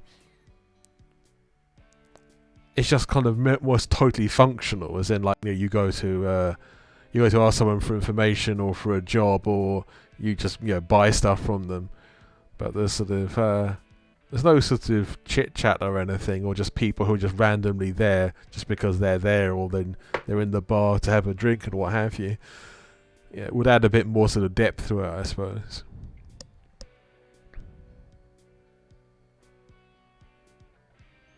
That would be nice, though. Oh, I see that SpaceX launched another Starlink satellites the other day. Earlier today. That's cool. They should cover one of those on the stream at some point. I think that would be enjoyable. A bit of Elite and a bit of launch would be cool. Has anyone checked out the latest Sagittarius Eye? Because I've not actually got round to it yet. I know they just come out a new version in print and also on the the audio version too. I've downloaded the podcast one, which I'll listen to probably later on today. But that should be great. Oh yeah, if anyone's interested... That's interesting about the NPC. You bumped in to make a hurt sound like you hadn't heard before. This was in the station, I take it, Motti.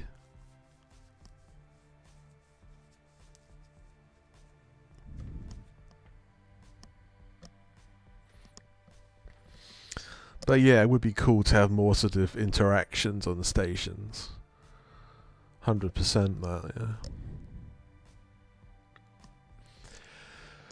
Right, but anyway, I will probably be rounding up the stream now. Thank you for everyone who's been here today, everyone who's been in the chat, and all the contributions everyone's made. Thank you for the follows. It's always much appreciated.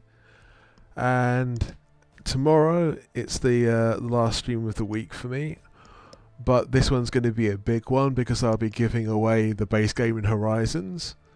If anyone doesn't have it already, now's your chance, and anyone wants it as an alternate account, the same thing applies. So tune in tomorrow from 0900 UTC, and you know where to find me, and I hope to see everyone then. That would be awesome. Until then, fly safe. If you can't fly safe, fly in whatever way you want. Lunatic as possible. Have a great one, Commanders. We'll see you soon.